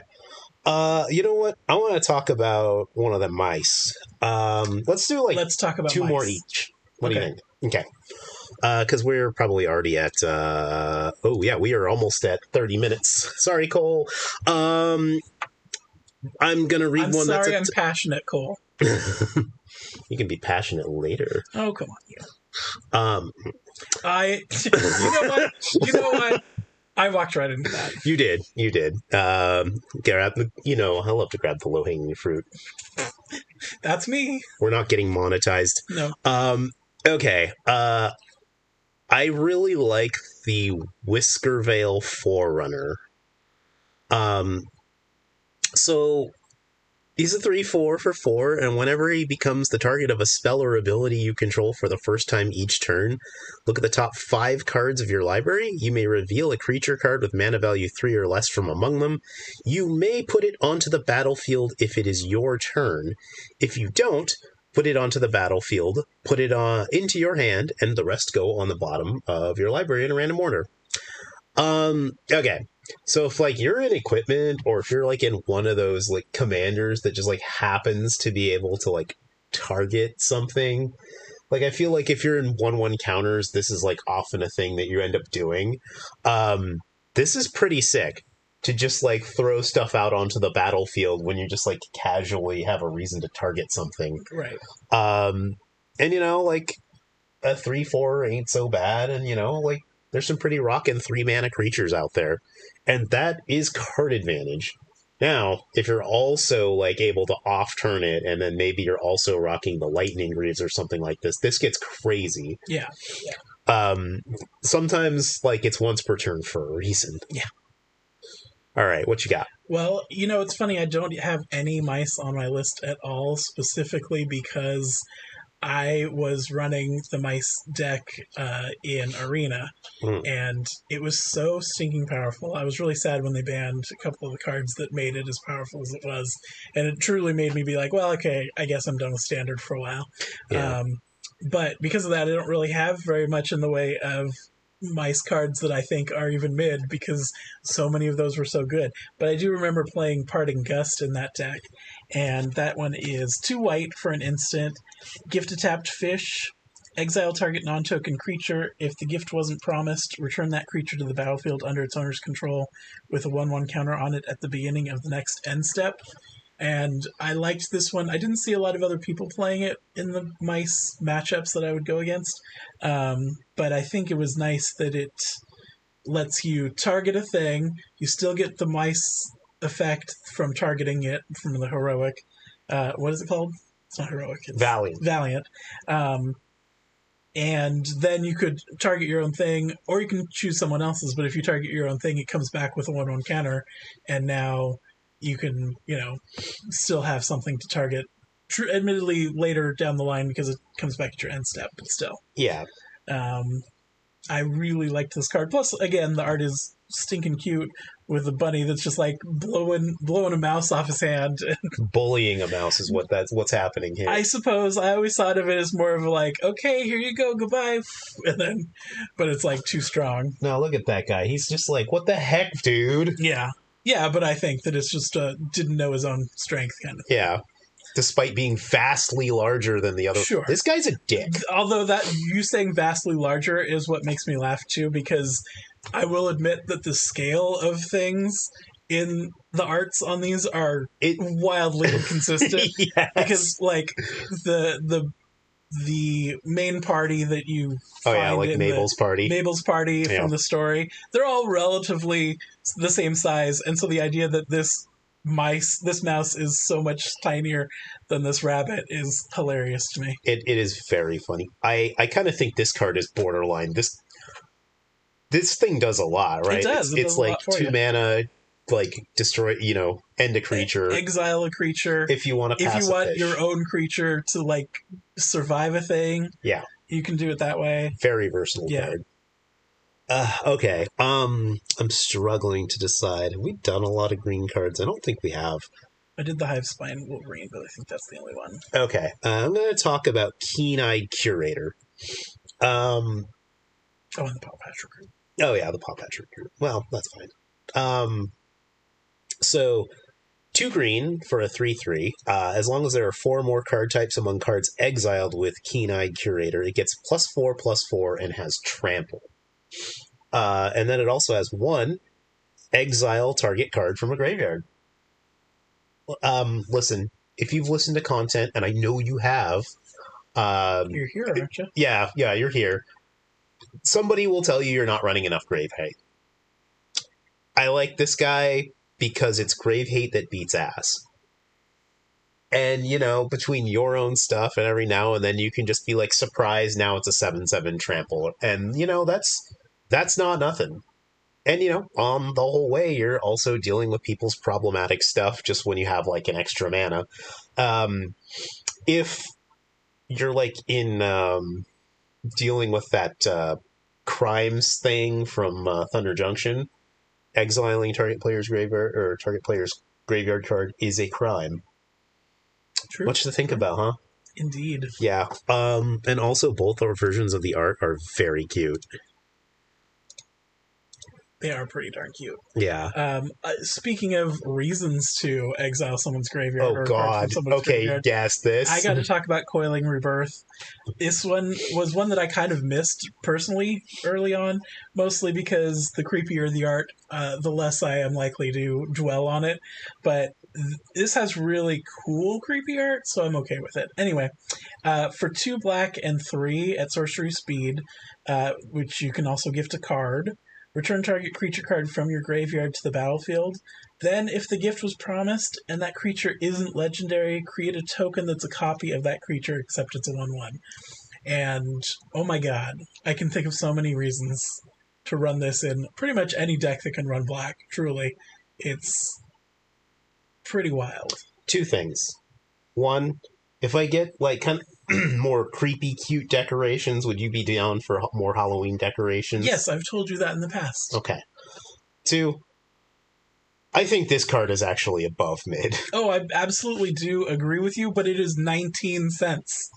And so, since for me particularly, I found cards for this based on price. I think a 19-cent card that can do all that is very much being slept on, so I don't know how else to define mid for me. Fair enough. I mean, I guess it's very mid if you're, like, putting it against Reanimate, where you're just like, all right, well, I'm gonna... But, like, if you're, like, in one of those black decks that care about, like, ETBs, then this is crazy. Even if you're just in a black deck that cares about when things leave your graveyard, too. Yeah. Because, like, Sir Conrad would care about that. Things like that. Any of those that... There's so many things that this could trigger in black decks that I think it's really good. Plus, I'm a fan of the gift a card thing in general, especially in multiplayer format like this. Yeah. Because there is oftentimes somebody at the table, and frankly it's usually me, that is struggling to find a land or just kind of like being a non-entity in the game. And it does feel kind of good to be like, well, I'm going to help them out because I know they're struggling and also get all of this benefit from it. Fair enough. So, like the, anyway, here's a card. Anyway, I'm going to reanimate 2 Massacre Worms. Yeah, exactly. Exactly. Yeah, all right. Well, I think it's about time to wrap it up because I could talk about this forever. we could, and Cole's going to get mad at me if I go for an hour, even though we're very close to it. I was like, we could definitely go for an hour. What are you talking about? Well, I think he's cutting a bunch of stuff off the end, so yeah. Love, thank you so much for No being in problem. my life. And yeah, You're welcome. yeah, no, it's really great that we can nerd out and talk about magic together. Thank you for teaching me how to play Magic. Oh, of course. It only took you 2 years. Yeah, did. Anyway, like, I'm getting hungry anyway, so we'll probably wrap it up. Oh, wow. Did everybody hear that? He just said, get in the kitchen Yeah. and make me my dinner. Well, no, you got to tell the people where they can find you, and actually, and I got to drop some wisdom. So, That's true. yeah, okay. There's an election where we're at, and so my first bit of wisdom is vote. We'll say that again. Vote. It's important. But also, sometimes politics can be extremely stressful and difficult, especially like on the national scale of things or the global scale of things. It is important to take some time to focus on things at the local level, if you can, because a lot of these city ordinances, like county ordinances, things like that, are very impactful to your daily life. So it's good to see what's going on in the government of your community. And honestly, those folks tend to be more accessible than politicians on the wider stage. So you might be able to just make a bit of a difference for the better in your own community. So, love, once again, thank you. Why don't you tell the folks where they can find you, and then we will sign off. Well, as I said before, you can find me pretty much anywhere you can find anybody. You just have to search for Voodoo Rusty. Also, if you are in the market for any crocheted cute things, I like to make dice bags, things like that, hit me up wherever you can find me. I will happily make something for you. We can work something out. Oh, yeah. All right. And we will turn it back over to Cole and Quinn, and we will shut the door on the Smoking Mids dimension. Bye.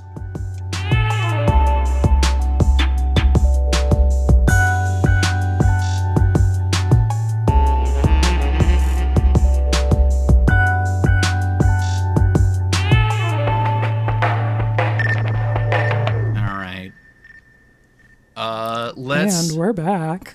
Wow, we're schmoving through this. I actually think we Yeah, might. we're trying not to get trapped in the torment nexus. Right. Let's talk about brews off the shelf because I've been busier than usual. I have one. Okay, I technically have 2 new decks, and technically I put 4 links here because I'm feeling a little self-indulgent here. Oh. But I think we can we have given ourselves enough room to talk about these decks in a little more thoroughly. So, All right. Well, then, you want to start us off? sure. This is I need to get this out of my brain and these cards off my desk. So I would like to present to you Quinn's Final Fantasy VIII fanfiction .deck. Oh, shit. AKA Squall Gunblade Duelist. Oh, I love this fucking deck list, or deck title, not title, but the tagline here at the underneath the title where it says Empress Quinn, I'm shipping, and yeah, accurate, we are. Yeah. The joke aside about Quinn being like, well, they have 2 hands and blah, blah, blah. So They do is the thing. Squall Gunblade Duelist is the commander, and the original focal point of the deck was to get all versions of Cypher and Squall into the deck. So that's Cypher Alamacy, Cypher Baalam Rival, and Squall Seed Mercenary. Key thing to note about all 3 of these cards is that they're some combination of 4/3. And then, which I realized with Squall, the linchpin Squall being also of 3 power, I'm like, I think the magic number for this is 3. So, Yeah, that makes sense to me. with some wiggle room here and there. So I crammed just before this episode started, I went from, as usual, about over 200 cards or something, whittled it down, and managed to get 28 creatures with power and or toughness 3 in the deck, along with a combination. Oh, I see you've got a Thalia in here. Lovely. Yeah, because if we all read the card Squall Gunblade Duelist, who has first strike, when Squall enters, you choose a number, which will be 3, and then over one or more creatures attack one of your opponents. If any of those creatures have power or toughness equal to the chosen number, Squall deals damage equal to its power to defending player. So Squall's power is relevant, but everyone else's power or toughness needs to be in that threshold. So we got some classics in here, for Cole anyway. We got a Gesserai Monk to tap your shit down. We got, we got the typical Cole creature suite, except outside of like Thalia and Gesserai Monk, and if you squint, maybe at like Loyal Warhound, everything else is like... No, it's Guardian Scale Lord. This is a fucking certified Cole classic. That's true. All the other ones are actually ones I haven't played a whole lot or have been wanting to find a deck to put it in. Yeah, what are you up to with Taka and Razor? Terrible twos. Well, they are a 2-mana 3/2. And that's with it. Menace, no less. Wow. Yeah, pretty good. Can't be countered. If someone casts a spell and they're being greedy about it, they Taka and Bazaar deal 3 damage to that player. I got Summon Primal Odin to cut off some heads. Love that. Smeller Bee and Amber Gristle All is kind of that 4-mana 3/3s with haste that can maybe refill my hand depending on how many people I'm attacking, which is ideally all of them. Yeah, I think those are good for filling your graveyard as well, because you want Cypher and Squall Seed Mercenary to have something in the graveyard to reanimate. Carnage Crimson Chaos returns a creature with mana value 3 or less from my graveyard to the battlefield, just to keep all that stuff going. Assault Intercessor has always been one that I've been keeping here and being like, I think I can start killing stuff with the ensemble that I got going on here. And then in terms of the other cards outside of the combined total of 29 creatures in the deck, we do have some other Cole classics. The new card on the block, Killing Wave, that has been a favorite of mine. Oh yeah, I got by that on your Esper Crash Out Aristocrats deck. Yeah, it's pretty good. Promise of Loyalty, Ruinous Ultimatum. The fucking Crackling Doom. Yeah, I am playing Crackling Doom and I'm playing Soul Shatter because I'm like, fuck you, and I'm trying to maximize my 2-for-1s here and there. Hero's Blade, obviously, trying some tech out with Honor-Worn Shaku and Relic of Legends to like get some little excess mana going here and there. We want to keep people tapped down via Authority of the Consuls and Blind Obedience to keep the gateways opened. Connecting the Dots, bit of Reunion for a bit of like card selection, Grasp of Fate, again, the 3-for-1 card. Yeah, that's basically a Fleshback Marauder in white, sure. Yeah, so, yeah, I don't know. I think there's, I'm hoping it feels fresh. I needed to get this fucking deck out of me because, it's been eating a hole in my desk for, like, months at this point, and even though my deck count is supposed to be going down, I need to just see if this deck is going to work out at all and see how well people respond to it. So, yeah, this is the attempt. I got a bunch of cards that I've only ever really had people talk about or, like, be like, oh, man, I love our Aerial Extortionist. I'm like, I know that's a good fucking card, but, like, every time I put it down, it's, like, the 101st card, so I take it out. Got Bone Crusher Giant because it's a fucking... You gotta play Stomp sometimes, and then you gotta play... You really do. A 4/3 3-mana card. Eowyn Fearless Knight, get rid of something, give all my legendary creatures protection from X colors of the exiled card. I don't know. I got something here. I want to see how it works out. Yeah, I think you're cooking, and I'm looking forward to seeing this on the field of battle. Also, as usual, made with cards off my desk. Nice. Okay. It's done. It's out of the way. I now have to play it and see how it works out. What have you been playing recently? Do you want to talk about Esper Summoner roleplay? I mean, it's Final Fantasy. Isn't it always Final Fantasy season? It's always Final Fantasy season. It'll be Final Fantasy season until they give me the Legend of Zelda set, at which point then it'll probably become Legend of Zelda season. So Zur Eternal Schemer, Andy hit me up like, hey, so Zur Summons, here's my list. And then I looked at that and I was like, this is pretty cool. I'm a little jelly. I think I want to give this a try. Let me try too. So I put together a deck as well. And then we took that out on the field of battle, and the theory is sound, and had a good time with that. So let's take a look at what's actually like in the deck list here. Construction, the summons. You gotta have every on-color summons. I made sure to get not just the ones that were summon : whatever, but also the dominants. So Dion and Jill. Dion and Jekt gets to come along here too, because he's basically the same type of card. And we're even playing and Crystal Cloud Fragments. is here too. Yeah, I had to find Crystal Fragments. It's also because one of the ways that you can cheat summons is to blink them, and that is a big portion of the cheats section here. There's only so many summons, so we need to squeeze every drop of value that we can out of them, and blinking is a big way to do that, and a good way to blink things is with these sort of blink and ramp. I'm like, I get it, but at the same time, I'm like, fuck, Quinn, come on. Nope. Damn it, get off your bullshit. Nope, fuck, fine. It's too efficient at cutting your head off. So fucking annoying. This is why, Quinn. This is why I'm packing the tech, and the one time I don't pack the tech against you on the fucking weekend. Ugh. Yeah, we were playing over this weekend. I had J-Dog with the fucking Stoneblade tech, and you did not. You got caught slipping. I'm sorry, I didn't put it in every single goddamn deck. I don't know what to tell you. If you're going to talk a game like that, you got to back it up, and I got away with murder. Well, until you died. We all died, of course.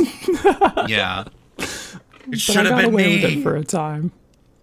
We've also got Thassa Deep Dwelling in the Blink tech. The thing about the Therosian gods here is that they are all enchantment creatures, and they're indestructible, which makes them incredible bodies for Zur's abilities.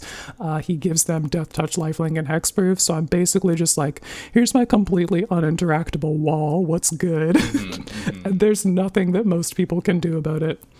We've also got clone technology. That's one of the ways that we can cheat summons. I have a clever impersonator in here, and I don't think we have a whole lot else for that, but that's all we need. Oh no, I lied. We have the copy enchantment, Estrid's Invocation, and Mirror Maid that also do that, as well as extravagant replication, which, like, it's a little extravagant. It's 6 mana, but making a copy of another target non-land permanent is a pretty high impact ability, and they have to cost it accordingly. So we can copy our summons with that, and that's pretty sweet. What else we got? Fucking Ondu Spirit Dancer hits that. There's also the Adagia Windswept Bastion.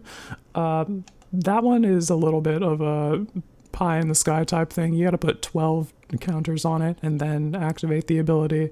So if you're not, like, from the beginning of the game focused on stationing that planet, it's probably not gonna happen. But it's on a land, so it's not actually taking up a slot in the deck to include it. I think the best one of these is probably Ondu Spirit Dancer, though. Just, like, getting a copy of any enchantment that I put in without any additional mana investment feels so fucking good. busted. It's pretty good, especially when, like, you transform Jill or Dion into, like, it exiles them and then they enter as an enchantment, and then Ondu Spirit Dancer can copy it. Which is pretty kind of nuts. Yeah, it's pretty high impact. We've also got some counter manipulation technology. Removing the lore counters is one of the best ways to ensure that you get to keep having a summon around. So we put in Power Conduit. That's kind of one of the best of at this, because you can directly convert the lore counters into additional damage by removing the lore counter and putting a +1/+1 counter on the same summon. And then you get to just keep rocking on that same chapter and also improve the ass-kicking potential of that creature. We've also got the Sanctuary Warden to like find lands or whatever. No, that one that's draws a card. No, you're thinking of. I'm thinking of the Scholar of the New Horizons. That's the find lands. Sanctuary Warden is that big ass angel. And yeah, that one draws a card and makes a citizen creature token if you remove a counter from a creature or planeswalker you control. So that's pretty high impact there. I'm on that tech in Sephiroth along with the Scholar. Nice. Although Ondu Spirit Dancer. Much to think about. Much to think about. 2 copies of Summon Kujata seems inappropriate. Seems kind of gross. Let's not. Steven, calm down, all right? I already know what you're thinking. I'm going to use you to calm down, all right? Yeah. I never really use this guy, Fane the Broker, but he does turn counters into treasures, and that seems like a pretty good rate. Now I'm like, okay, I really do have to appreciate the brilliance of this deck, because you get access to Fane the Broker along with Soul Diviner. For the exact same War of the Spark, yeah, doing the same thing, converting lore counters into drawing cards. All of that is really fucking cool. We've also got the fucking Oaka Traveling Merchant from Final Fantasy, who's built to do this thing: remove a lore counter, turn it into drawing a card. So yeah, all of that is going to let me just like keep playing the same verse of those, and that helps me beat your ass with my large enchantment creatures. The other thing that we did was, hey, the nature of these summons is to die, and we are prepared for this in the form of Ninja Teen, Grave Venerations, and Funeral Room Awakening Hall. With our enchantment clone technology and all of that, we can stack a lot of these air quotes blood artist effects and recoup some value when our summons die while they are dying. It also makes just turning our guys sideways into unfavorable combat situations more palatable.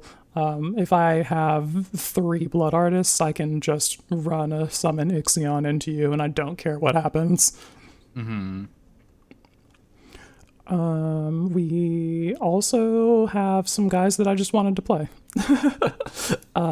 Shieldred, the True Scriptures on the backside, she turns into a saga.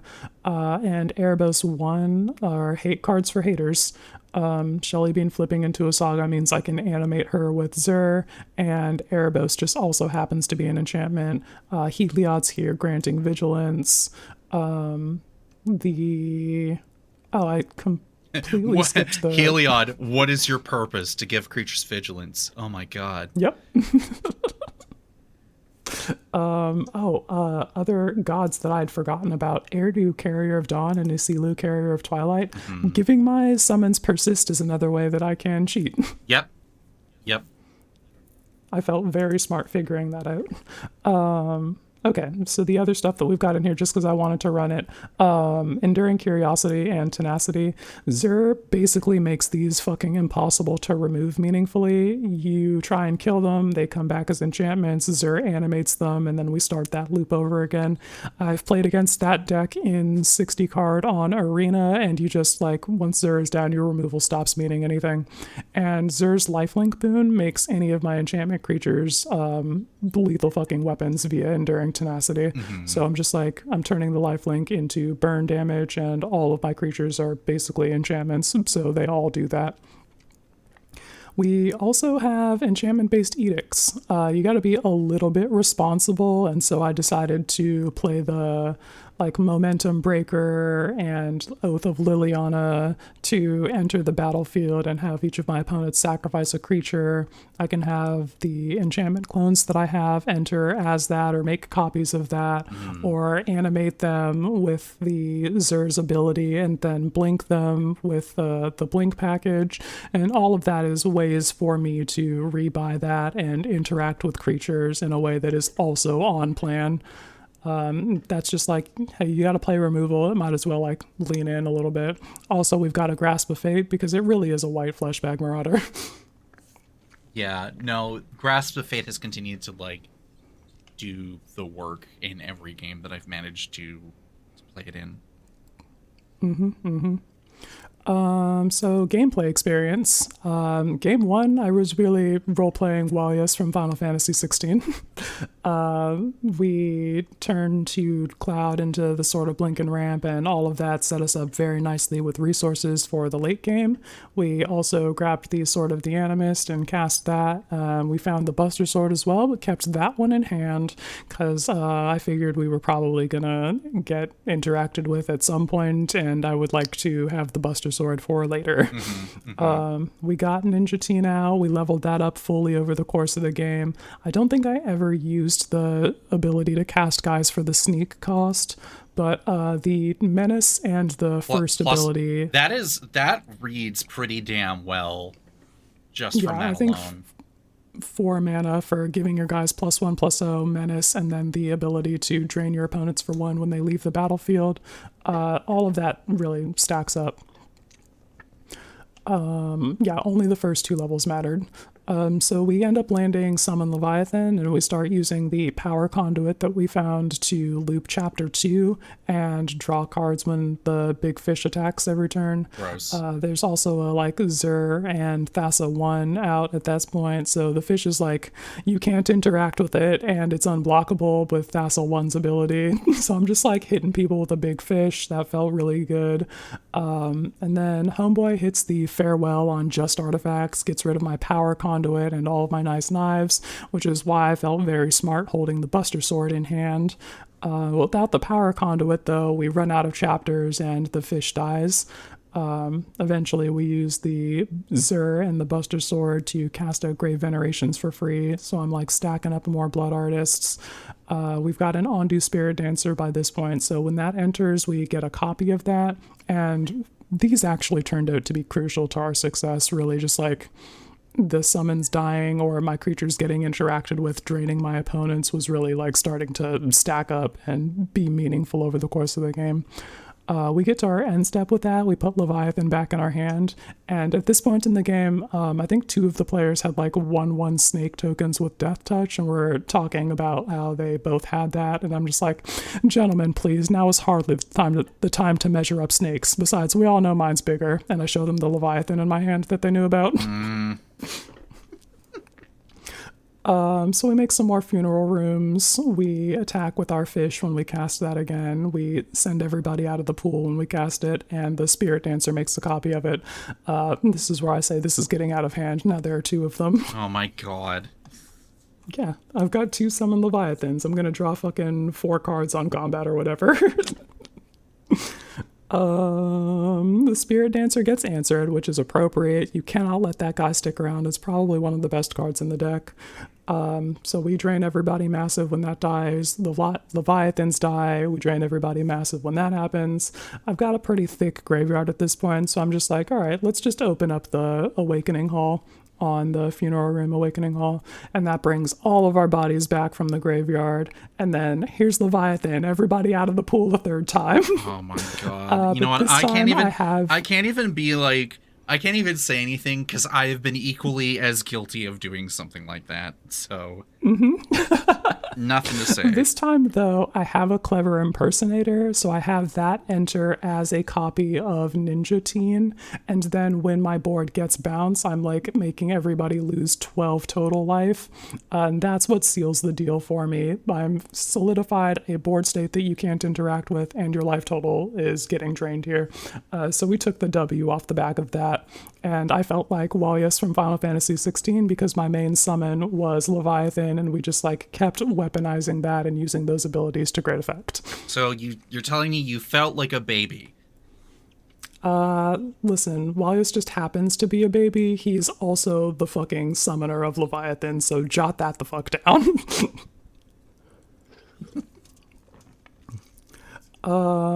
Game 2, we once again found an early cloud into sword into pornographic resource generation. Mm-hmm. There's like only enough summons that you ever really find one per game, which is why I feel like when I'm doing that, I'm role-playing the particular summoner who has that as their main summon. So this time I try and be Jill and summon Shiva. Not like actually Jill into Shiva, Warden of Ice, but we have summoned Shiva. We cast that and it got countered that game. So I'm like, all right, well, leaning into a different plan. Luckily, the Therosian Pantheon showed up in force. We had Thassa, Erebos, and Athreus all coming through, putting in mad work for me as indestructible large bodies that are impossible to interact with. We also found all 4 swords in the deck, Zelda reference there. So we got on the Zur commander damage game plan, and he was at like 8 power. That's pretty good, so I'm getting in there. Hell yeah. Casting spells for free off the Buster Sword, marking commander damage on people. Unfortunately, my greed was my undoing, though, because we were up against you don't say. Tell me more. No. We were playing against a Vinwixit deck that had a Sturmgeist, and they're going to have a bunch of fucking cards in their hand that's going to make them very powerful.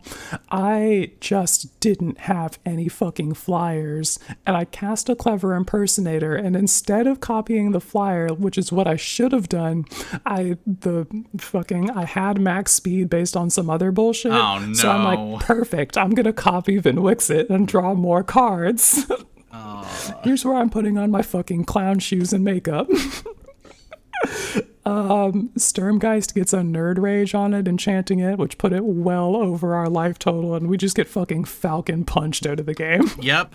Strumgeist coming at you from 2011 Innistrad set. Yep, it's still got it. I've had a foil one for years, and I keep staring at it. I'm like, one day. You gotta get you the mono blue hand size matters deck. Yeah, sometimes a mid gets you. A mid really do. Mids are loud as fuck if you ain't got a bitch in your ear telling you they're whack. That's too good. Yeah, this deck is sweet. I gotta admit, despite the fact that you've managed to cram fucking Cloud in here again with fucking Thalia again with fucking Stoneforge Mystic again. You got like Summon Yojimbo and Primal Odin. And I'm just like, I need a Conjurer's Closet, and I don't actually want to play Conjurer's Closet because that doesn't kill people. What does kill people is hitting you with a fucking dog or a Sword of Blink and Ramp. Yeah, until they blow it up, because they should definitely be doing that every time that they play against you. That's like saying it dies to removal, so it's bad. Everything dies to removal. I'm not gonna not play a card because it dies to removal. No, but that's whatever. No. Well, that's not exactly what I'm trying to say, but I'll be saying it every episode until the heat death of the universe. So anyway, yeah, this deck's pretty spooky, especially with you got that Zur in the zone. Yeah, I think he is a very cool Magic the Gathering card, and I hope that more people give that a shot. All right, what do you got for me? All right, let's see here. So, new deck, kind of. It's more or less an overhaul. I think it ended up being like 40 or 50-ish cards for... I was like, I need to make a Dragon Typal deck that's not red or blue. Bro's addicted to the hipster trenches. So I remade Felithar Dawn of the Abzan into Felithar Supremacy 2 Dragon's Storm. Hell yeah. keeping some of like the fundamentals of like Retribution of the Ancients, like Duty Beyond Death, like some of the tech that I was using originally with Felithar in the original build, but then retooling it to be very much as much of like a big flyers / like dragon type deck as in so much as like I could get away with it. I think you accomplished that. I was like looking at your creatures list, and a solid like half of them are dragons. So I think you're on it. Yeah. Also, new Felithar deck just in time for Pride. Bam, bam, bam, bam. Let's fucking go. Yeah, you know what? We take it. We do that. Yeah, so what is there to say about this deck is that despite the fact that we were definitely at the end of the game and Missy totally fucking ruined my shit and ruined all my... she fucking got you with the Bajuka Bog into Living Death. Brutal. I was so fucking upset, but whatever. But you get over it. Listen, I get it. That would tilt me into the sun too, my guy. I was feeling so good about what I was doing, and I was having way too much mana, and Kutzel, Malamat Exemplar, along with like a handful of other things, would just give me too much card advantage. Yeah, Kutzel was casting like Ancestral Recall every combat for you. She was putting in the work. Along with Dusk Legion Duelists, like also getting like the extra cards on the attack. I was sacrificing Mokus's Marauder, who weirdly enough didn't do fucking anything that game, but that's because everyone was playing the exact colors needed to block my shit. I was so upset about that. Usually this is a very strong Magic the Gathering card, but in that particular instance, we had the right colors. And you know what? Sometimes that's just like the game's gonna go that way. Yep. So like first game, yeah, it was pretty good. There were some changes that I made since, and I'm still kind of going in between what exactly I like want for the deck. Part of me wants to do like the whole try to keep and adhere as much to the theme of let's make as many cards as possible reference Tarkir and dragons as possible without fully 100% like going in on like, I don't know if this deck could ever be really considered bracket 1 material, because I think I'm packing way too much sauce still, even after that. But like I took out Frontier Siege, despite the fact that like both modes are still pretty good with the deck. But I wanted to put in like the Earth King as sort of like another bullshit ramp option to get all the basic... Confirmed for bullshit ramp option. Holy shit. Good old 4 mana 2/2 that makes a 4/4 bear when the Earth King enters, and then whenever one of our creatures you control will power 4 or greater attack, search your library to up to that many basic land cards, which I'm pretty sure I'm packing 14, so that pretty much, with the amount of power and toughness I'm going to be running, that'll just get all of them. I'm not going to talk about the number of lands that you have in this deck. No, we will not be paying attention to that, because that's what the ramp is for, Quinn. I'm not going to touch that. No, you're not, because it's bait, and you and I both know that when I get you to fall for my bait, it's the absolute most ruinous thing possible. Taking the bait is the mind killer. Quinn, that is what the tech here is for. That's what everything has its place. At some point, it doesn't matter, because I'm drawing too many cards. My smoke too tough. Here's what I want to know. Okay. How are you not dying to your own Stronghold Arena?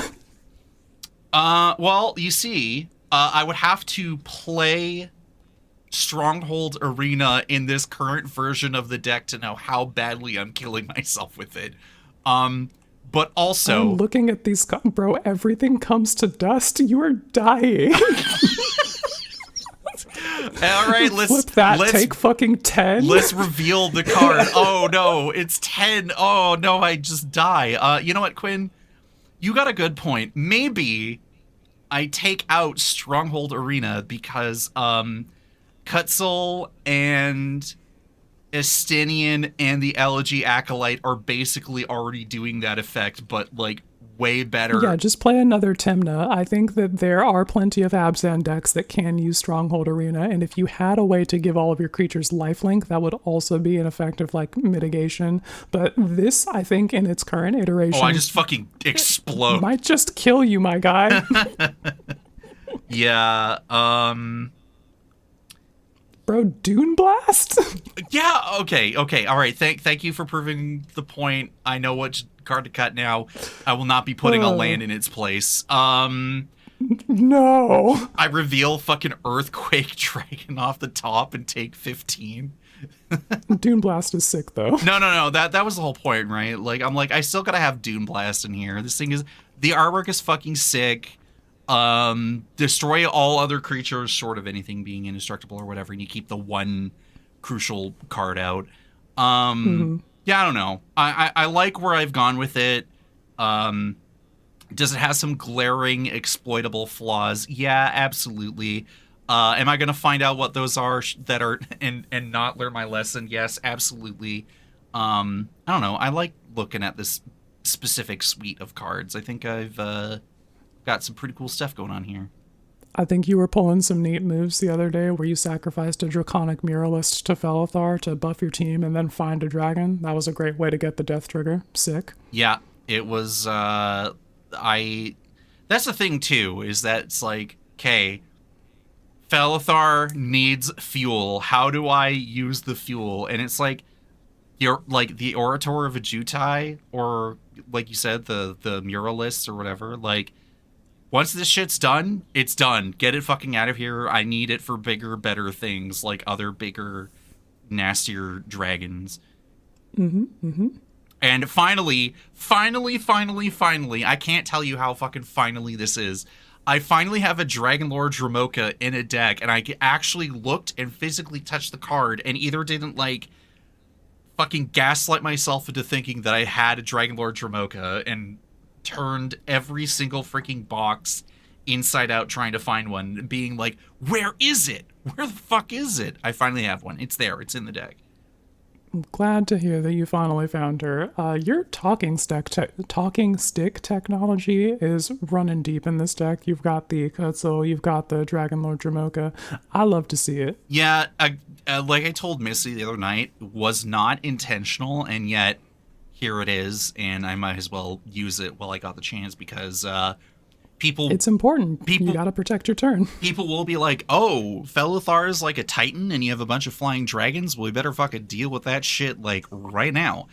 So yeah, there's just good old battlecruiser bullshit, 35 creatures, 36 lands, making the best of it.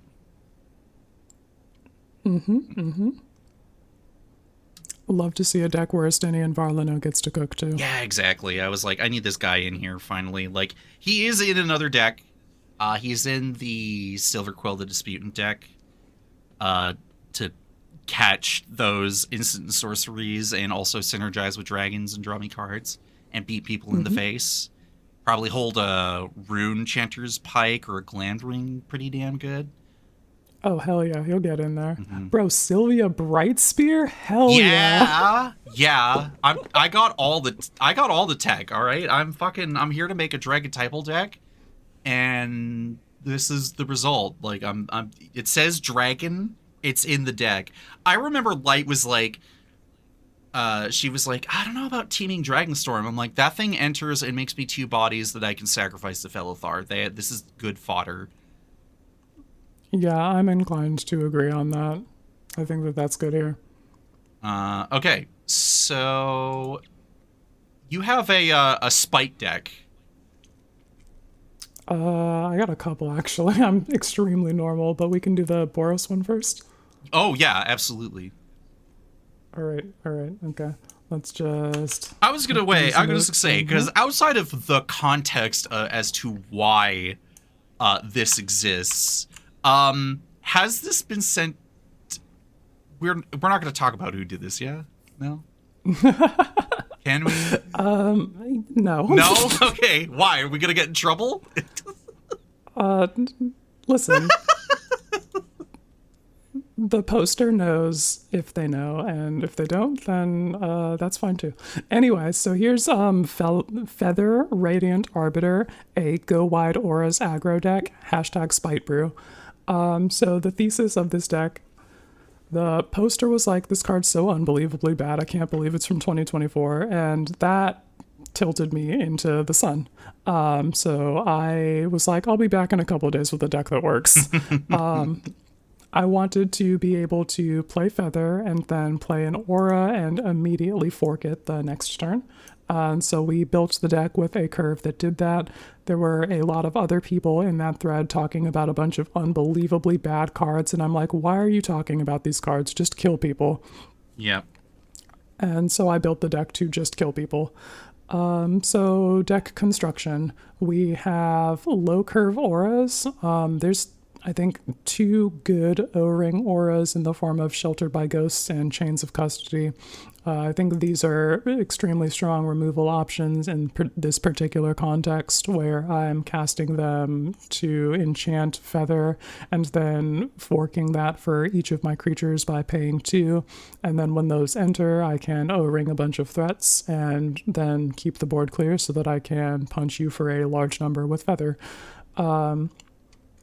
We also wanted to include protection auras, so I've got a Spirit Mantle, a Gift of Immortality, Shielded by Faith, and Unquestioned Authority, all in there to give me either indestructible or protection from creatures or a buff with those keywords.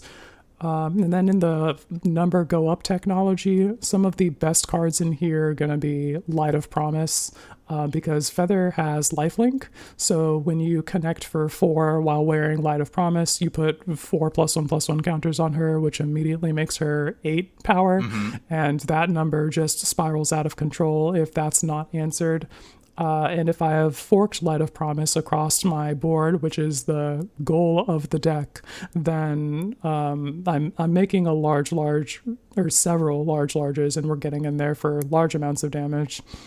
We're also on All That Glitters and Ethereal Armor to do a similar sort of number go up technology. All That Glitters is going to scale with the number of enchantments and artifacts that we have, and Ethereal Armor is the same thing, and it also grants First Strike. Yeah, we can definitely run the numbers up like this. So that getting in there and just like, I am punching you for a large number and then you are dying. We also have Idolized from Fallout. This one only works in the form of like Exalted, but I think Feather is a viable commander damage threat. So if I'm forking this across my entire board, then it's like whatever, I'm running the number of permanents up, and then Feather can get in there and fucking Falcon Punch you. We also included creatures that want to be targeted. The best of these, I think, are the Valiant Mice from Bloomburrow. So I've got the Heartfire Hero, the Emberheart Challenger, the Whisker Quill Scribe, and Whisker Veil Forerunner. All of these are either like buffing themselves or drawing me cards, or drawing me cards in the form of like draw and discard. And then the Forerunner puts a thing with mana value, a creature card with mana value 3 or less from among them onto the battlefield. I'm like looking at the top 5 cards for that. We've got enough creatures in here that we can usually hit something. You get to look 5 deep, which is pretty deep. And if we miss, it's not like the end of the world. It's not. I mean, I don't know. I've been using that effect for a handful of things, and sometimes it is ruinous because those next 5 cards are actually more gas than the creatures you were looking for. You're like, fuck. Anyway. I'm not too concerned because the whole deck is gas. Okay, so I'm greedy, so that's me. All right, I'm like, come on. Anyway, sorry, continue. Yeah, I think in those situations you need to just have faith in you as a deck builder and your deck, and build the deck so that you're not disappointed sending those 5 to the bottom because the next cards are just as good. The other form of creature that we have that wanted to be targeted is Heroic. This doesn't actually trigger on copies, but because of the text of Feather, we are preparing for the inevitability of scaring the hose, and we need backup commander options. So I've got a Crowan Crusader. You remember him from Theros Limited. Whenever you cast a spell that targets that, you make a 1/1 red soldier creature token with haste and put it onto the battlefield. There's a bunch of guys like that, like Rosnacht, Heir of Roga. There's Brewing, Soldier of Miletus from Jumpstart, who gets a +1/+1 counter, and then you can remove counters from her to draw cards. And then Vanguard of Brimaz also makes tokens. We also have creatures that want to be targeted and don't have a keyword associated with it. The Angelic Cub gets +1/+1 counters, Illuminator Virtuoso connives. We've got the Giggling Skitterspike, which if you've given that power up, when it becomes the target of a spell, it deals damage to each opponent. So don't touch me. Yeah, basically, I don't want my opponents to touch it, and I do want to target that repeatedly. And it works with the copies because it just becomes the target of a spell.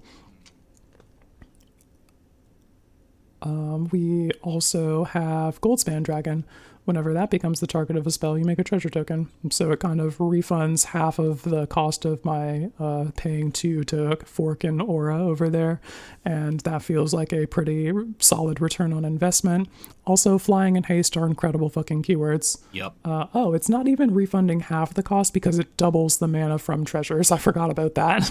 Yeah, you're getting more from it, so you're not completely. Yeah, that's actually the full cost of forking an aura over there. So I'm not even tripping. That's really good. And because this is basically an aura enchantress deck, we have to include some measure of enchantress bullshit. We've got constellation triggers from Eidolon of Astral Winds, who I think turns target creature becomes a base 4/4 and flying intelligence. Yeah, exactly. Which is pretty damn So good. we send our guys into the air, we make them 4/4. All of these guys, besides the mana value 4 and up ones, are pretty small. So hitting them with that ability is kind of a damage quadrupler in some cases, or a damage doubler. And then you've got the buffs from all of the auras on top of that, it's sizable. And giving things flying is incredibly powerful. Like Jen always says, flyers win games, so I can get in there with my flyers and fucking punch you. Spooky. Yeah, other really good enchantress cards are Archon of Sun's Grace, so that every time one of my auras enters the battlefield, I'm making a Pegasus. We can use these to block or to have more bodies to enchant with auras, and both of these outcomes are acceptable. And then we've got Boon of the Spirit Realm, which whenever an enchantment enters, you put a blessing counter on that, and creatures you control get +1/+1 for each blessing counter on Boon of the Spirit Realm. All of that is just number go up technology. I'm fucking killing you. So yeah, as it turns out, when you frickin' work at it, you can make Feather a good deck and a good commander. We've also got the fucking card advantage auras package of Core Spirit Dancer, Swam Senior Edificer, and Mesa Enchantress. All these are going to draw me cards when I'm casting these auras, and so that's cool. Some bangers that we've got. Lava Brink repels the Magmaloth. This is basically a red extra turn spell if you squint. The first chapter says until your next turn, each creature attacks each combat if able and attacks a player other than you if able. So I can cast this post-combat, tell everybody that they need to swing and not at me, which clears blockers and reduces the life totals that I have to chunk through to close the game. And then chapter 2 helps me ramp into more auras, and then chapter 3 is just if we haven't closed it by now, the 5 damage to each opponent is going to go a long way to doing that. Mm-hmm. I think Let There Be Carnage has only It's Maximum Carnage. Maximum Carnage, sorry, excuse me. So that tripped someone up the other week when I was playing. They're like, wait, oh, it's goated, fuck. Oh, wait, I have to attack, fuck. Wait, I can't attack them, fuck. And I'm like, yeah, that is indeed how all that works. Yeah, it's the same templating as Carter Doomscourge, so even if you thought you were going to be slick by playing a hasty creature after I've already put that effect on the battlefield, no, you still need to swing and it still needs to be not at me. Just wait until combat's over, and then, yeah. Or if I'm going to be swinging anyway, then it's like, whatever. Yeah, exactly. Like, no consequences to you. Yeah. We also, just because these are good cards, put the Legend of Yangchen and the Legend of Roku in here. They're both either like card advantage, like Roku is mostly card advantage, and then Yangchen is mostly removal and card advantage. And all of this is acceptable. The backsides of these are kind of, they don't matter because we're not going to get there. But and no Yangchen one's letting you do it. But if you manage to get back, it's like, what the fuck? Yeah, if we manage to get to the backside of these, then Roku prints out more dragons for us to put guys on, and we've got the flying and fire bending so we can print out dragons. And then Yangchen will airbend up to one target non-land permanent when we cast our second spell each turn, which gets guys out of the way so that I can Falcon Punch you with Feather easier. We also got a War Leader's Call in here just because it's good and the buff is meaningful. A lot of these guys make tokens when they're targeted, so the go wide game plan is alive and well in that. So gameplay experience. I played in a Crone Crusader. Where we played this was with Jen and Donnie on the Filthy MTG Casual stream. We also had Cranky with us for that stream, which was a great time. I played in a Crone Crusader on turn 1. We had a Mana Rock on turn 2, and then Feather on turn 3. And then the fucking dream play here, Light of Promise, we fork that on turn 4. And then we've got that on Feather, we've got that on our Crone Crusader, and we're going to combat, putting up mad commander damage numbers every turn and after that until Feather gets interacted with. And it did get to a point where she's like 16 power, and I'm like, somebody do something. I'm going to kill you next turn. Like, hello, ding, ding, ding, ding, ding, ding, ding, ding. You looking at this? At that point, though, she did get interacted with. We played Feather again the turn after that, and she got unsummoned because people started reading the card and understanding what was going to happen if they didn't interact. Oh shit. Oh, okay. Never mind. Let's not do that. Yeah, so we're at that point on the basically like alternate game plan. Like, we'll cast Feather again eventually, but for the meantime, here's an Archon of Sun's Grace, and we're making some guys and doing the thing like that. We got to cast Feather the third time though, down at the like 1v1. But by then it's just me and Emissary Green, and we're kind of at a stalemate. I've got a wall of creatures that can block their wall of creatures. Then my guys have auras and their guys have counters. Unfortunately, Bro broke the stalemate before I could find my way to break the stalemate by top decking a Trample Hydra. He had a Maze of Ith and then Flyers and Reachers that could stop me from getting in there and just like Falcon punching him with Feather. Oh, brutal. I did try and turn one of those guys into a bug with the Darksteel mutation. Indestructible, yeah. Darksteel mutation. Fucking heroic intervention. You usually lose the game once that card has been cast, and it was basically what happened there. I didn't have the interaction past that, and then he found the Trample Hydra. So I was like, okay, I will extend a hand across the table to you, good sir, GG's, because yeah, that game was over. But yeah, that was a very effective showing, and the deck can consistently do play patterns like that, so I felt very proud. I also, Fists of Flame in this deck seems extremely fucked up, so we put that in there literally right before that game started when we realized what the text of that would mean in context. You draw a card, and then until end of turn, target creature gains trample and gets +1/+0 for each card you've drawn this turn. So if I copy that a few times across the board, I'm like, you get a buff, you get a buff, you get a buff, and then the bottom of the stack is targeting Feather, so she's going to get the biggest buff, and that's the one I'm going to use to fucking Falcon Punch somebody out of the game. It's pretty good. Did you ever look at Sage's Reverie, or is that too high of a mana cost for what you're looking at? I did look at that. I initially thought that the cost on that one was probably too high, but I think that we are going to have to put that in here now that we've gone through and played that, and we know that people do have interaction, so it is probably time to get a Sage's Reverie in here so that we can rebuy those auras and put them on either Feather or another threat and just like get to swinging again.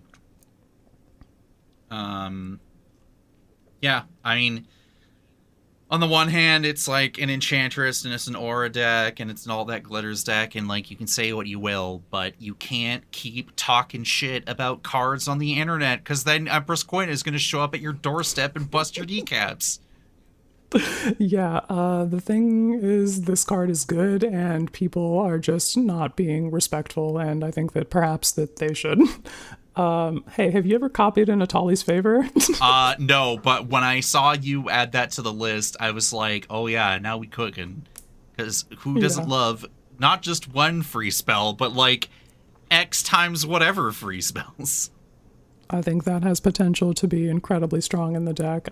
Pain for All also is in the like low cost auras section here, and that's just like enters the battlefield. I get to send damage equal to my creature's power to any target, and then whenever it's dealt damage, it deals that much damage to each opponent. So like, don't touch my guy. All of that reads really fucking strong. Yeah, it's pretty good. Yeah, awesome. So hey, turns out Spite Brewing, good motivator. Great motivator, Yeah, in no fact. brew like Spite Brew. Alright, what do you have for me next? So let's get a little more tried and true. I took a bunch of decks apart. It was time to reallocate some stuff. So I got to put a few different cards into my Inquisitor Eisenhorn deck, which I still hadn't taken apart.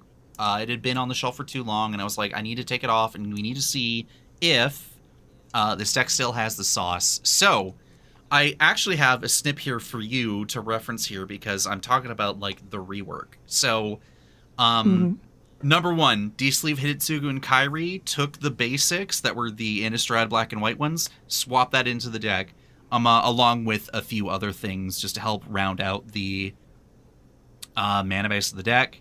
Slotted in like Risen Reef and like all the blingier versions of certain cards, like the Underground River. I had a Sorry, Restless Reef?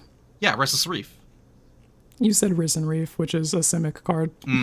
No, well, that was not the one I wanted to talk about, and I don't even know how I managed to do that because I wasn't even looking at that card. But whatever. Restless Reef. You know, foil Drowned Catacomb, foil Choked Estuary, so I kind of, blinged out the land base. We will talk about the number later. Yeah, the base is looking quite blingy. So the cards that I took out, based off of a few different factors. So I took out the Oil Deep Gear Hulk, the Sword Coast Sailor, an Archmage Emeritus that I had quickly added and then immediately taken out. I took... Wait, I took out Supreme Will? I guess I did. I took out Supreme Will, despite the fact that I love that card.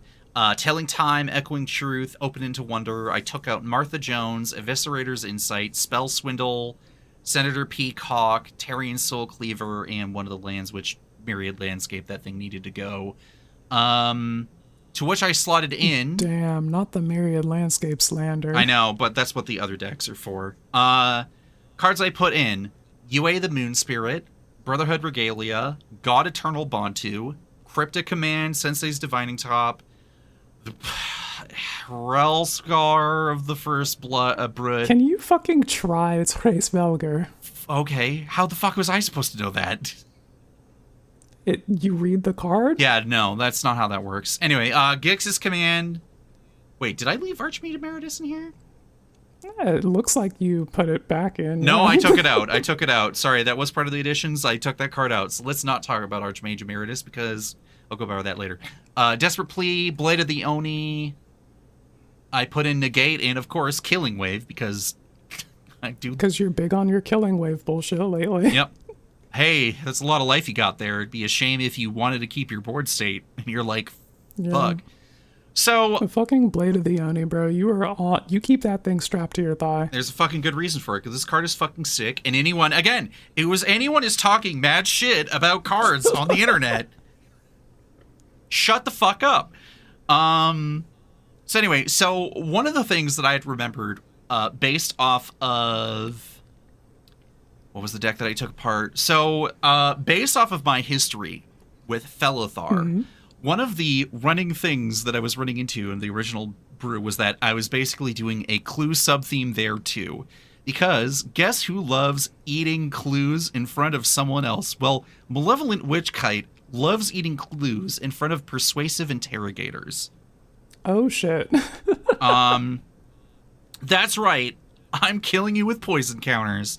So if you don't want to pay on rate for all the clue tokens that you're generating off Inquisitor Eisenhorn, one of the ways for you to just nom and get some card advantage out of that is God Eternal Bontu. I could probably... You posted that in the chat the other day, and I was just like immediately struck with this image of God Eternal Bontu fucking stuffing her face with clues while the fucking just devouring the evidence while the FBI's pounding on your front door like, open up. Open up. Piper Wright is out there to get the scoop, and the persuasive interrogators are like, what the fuck? Hide the evidence. Hide the evidence. So, I took...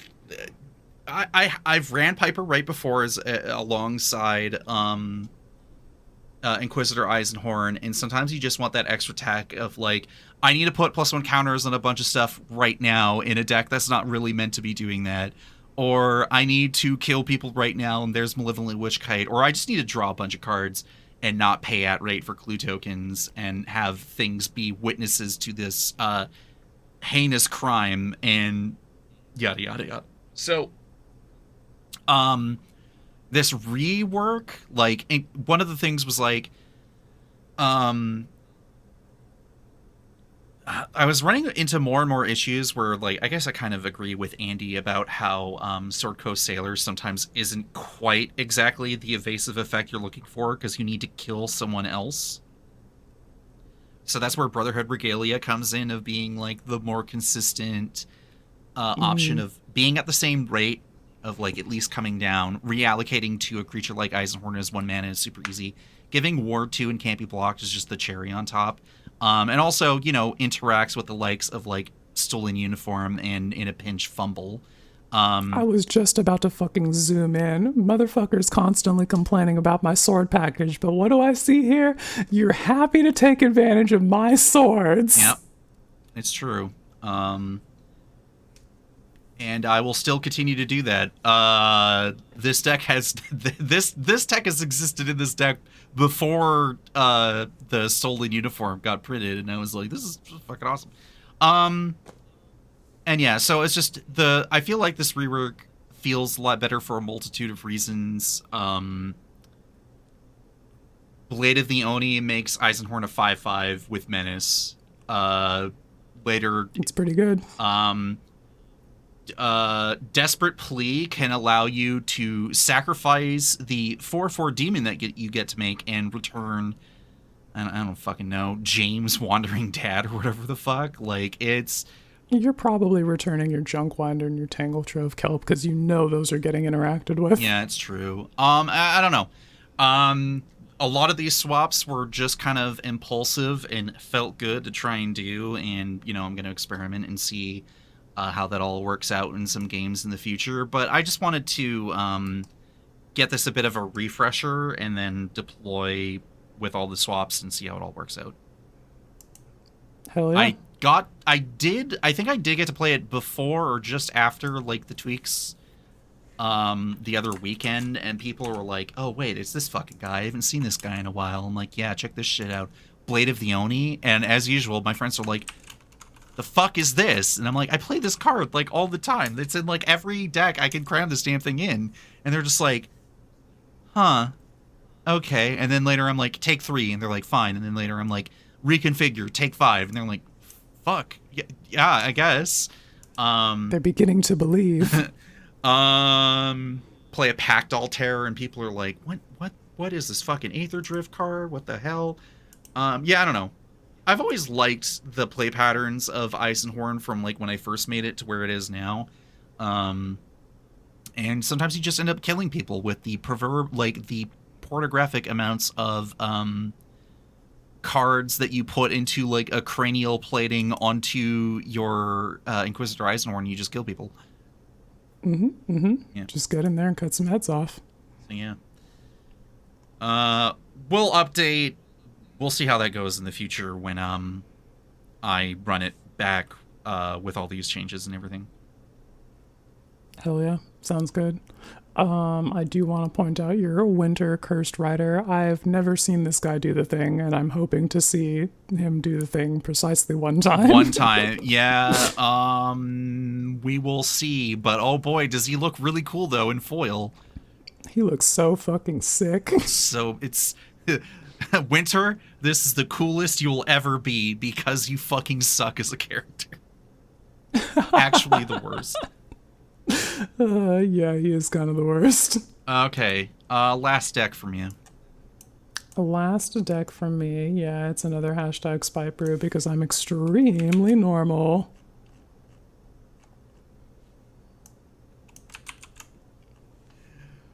Okay. Oh no. I understand what you meant by doing it to you. Wow. All right, so yeah, I was in the Legendary Creature Podcast Discord, and Homeboy showed me this deck list that was labeled Mardu Crash Out Aristocrats, and then I look inside the paper bag, and what do I see in here but fucking Moxen, Rituals, Tutors, and a Bolus's Citadel, and I was just like, brother, what are we actually doing here? The card quality like this makes me fucking think that why are we bothering with token spam? You should just stop wasting everyone's time in combo. But there's no combo in that particular deck, so You're like, fine, you took the Infinity Gauntlet and said, I'll do it myself. No, I thought that maybe you should reduce the card quality if you're going to play a game plan that is not as good as the rest of the cards in your deck. Yeah, fair enough. So he's like, all right, well, how would you do it? So here's my take on the concept. Let me fucking show you. So yeah, Bro's on Krark the Thumbless and Timna the Weaver. And so we're Mardu Crash Out Aristocrats, and we're making tokens and then playing a bunch of Blood Artists and running them into combat and not giving a fuck about what happens to them because we've got Blood Artists and we've got damage. So deck construction. Section number 1. It's bracket 3, bro. I did keep 2 of the rituals because these particular ones require sacrifice. I've got Infernal Plunge and Culling the Weak. They are sweaty rituals that we included because, frankly, I don't like Krark very much, and I want a way to bail out if the tilt meter's maxed. Understandable. If he's pissing me the fuck off, I'm just going to sacrifice him to one of these rituals and move on. Yeah, cool, awesome. Other things that we included, tutors. I would rather just play the deck air quotes fair, but the spirit of Homeboy's list is I want the thumb, and that's why the density of tutors was so thick in his build. So I spent the 2 of my game changer slots on good tutors. We also, they're the fucking, I don't know which ones they are, Gamble and Vampire Tutor, yeah, there we go. We also have Insatiable Avarice because top deck tutors synergize with Bolus's Citadel, and if we don't have the Citadel, then we can just finish the spree cost and draw the cards instead of leaving it on top. And then Bolus's Citadel, I guess Bruv just likes Bolus's Citadel, so... well, I also recently put in a Bolus's Citadel in a deck myself, so I can kind of understand the appeal of more or less free spells. Yeah, exactly. I don't know how on plan it actually is, but I also just like Bolus's Citadel, so we were happy to keep that in for our 3rd game changer. And then in token spam, we have selected a bunch of instants and sorceries that make multiple bodies because the homie likes Krark, and we wanted to stay true to that, even though personally I think Krark is kind of bullshit. So all of my instants and sorceries are like O-tag : multiple dash bodies that make a bunch of tokens per the mana spent on that. it's you just fucking it's the who's who of token production. I got like Dragon Fodder and Tempt with Vengeance and Song of Totentans, Finale of Glory, Fourth Aerolingus, Martial Coup and White Sun's Twilight. Like I'm just like token spamming. X spells are I think some of the best like mana input to token generation output, but we've also got the like 1 mana for 1 body type beats that like you spend 3 total on, so like Distract the Guards makes 3 bodies, Hop to it and Hordling Outburst, like that kind of, I want that type of investment. If I'm spending 1 mana, I want 1 body, and these are all formatted in a way that does that. We also have the Blood Artists, so just like OTAG : blood - artist - ability. And here's where we put the Aristocrat in Crash Out Aristocrats. I got 8 of these bitches.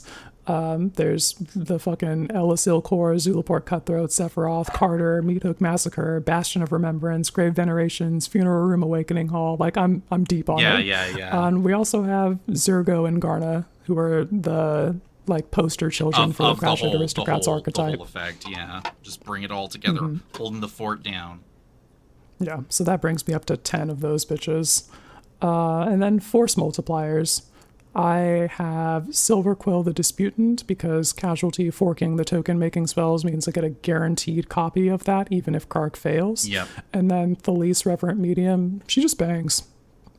Yeah, I know Benoit's really big on her for a multitude of reasons, and she's not really my thing, but I can't even deny how good she is when it comes to she came in the Mardu token Aristocrats precon, so I'm just like, yeah, makes sense. We'll keep her here too. We also have the War Leader's Call in this deck because the Glorious Anthem X Impact Tremors is perfect for this type of game plan. I'm going wide, I'm going to buff my bodies, and we're going to burn you when they enter, we're going to burn you when they leave, and all of that is, I'm in. And then in card advantage, we have the playset of Pirates Pillages, so those ones, the discard, make 2 treasures, draw a card, like there's 4 total of those that you get to play, and then we've got all of the like low mana value or power creature enters, draw a card type beats. We've also got some like whenever a creature dies, draw a card type beats from like Morbid Opportunist, and Braids Arisen Nightmares in here because she's the worst and we love her, but she also usually draws 3 cards a turn. And then Gix Yawgmoth Praetor is another in the I'm running my guys into battle, and if they die, then I don't care, and if they don't die, then I connect and I draw cards. All of that's acceptable. And it's got the like soft goad effect of providing card advantage if you avert your gaze elsewhere. Gameplay experience. I played a couple of games with this, and it does exactly what we built it to do. We cast Kark, we generate tokens, we turn our tokens sideways, we have Blood Artists and they burn them, or we get in there for combat damage if they don't die to blockers, and all of that is very satisfying. Kark is an effective force multiplier for the tokens if you're lucky, and if you're not, then it's tilting. That's just that's the card. Them's the breaks. I do think that I would prefer this deck if it were Tymna and Vile Smasher.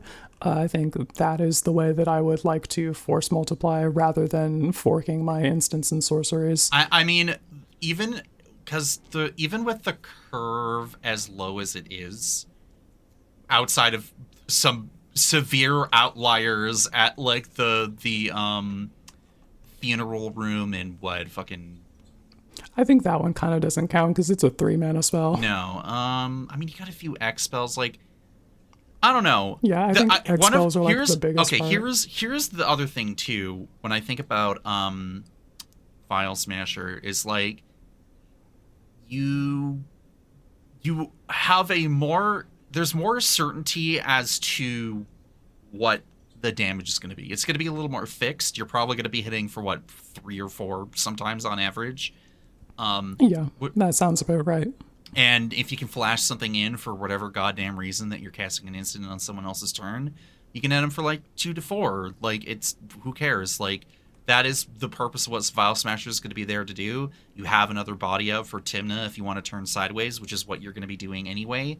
And then people are like, holy shit, I have the fucking Vile Smasher attacking me. What the fuck? Mm-hmm. And if that doesn't get people going, I don't know what won't. Well, I know what will, but... Getting in there. Yeah. I do like Heroic Reinforcements. This is a card that I liked a lot playing Foundations Limited, and it does exactly the same thing here that it did there, where I play this and it gives the team +1/+1 and haste. And haste is just so good. Yeah, you've usually got a wide enough board that if you cast that, it's a damage doubler, and you're like, all right, are we good here? Sounds great. Yeah. I don't know, like...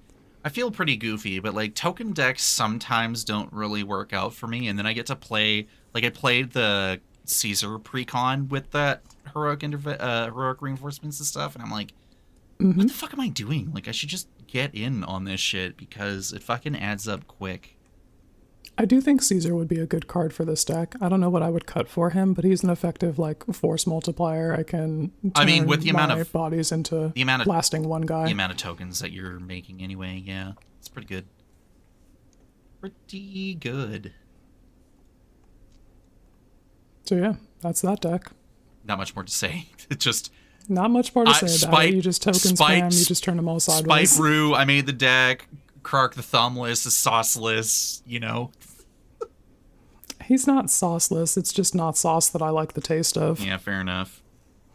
I got one more deck, but it's mostly to commemorate the achievement that I got. Oh yeah? Tell me about your achievement unlocked. I got to combine Fang Fearless Lassie along with, where the hell is she? Vanille Cheerful Lassie into Ragnarok. Divine fucking Deliverance. I did not win that game.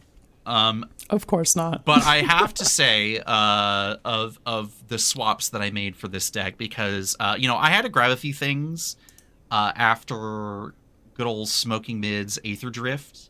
So I grabbed myself Agonosaur Rex. And where the hell is it? I just saw it. Where are you? It's at the bottom of the list, isn't it? I'm scrolling.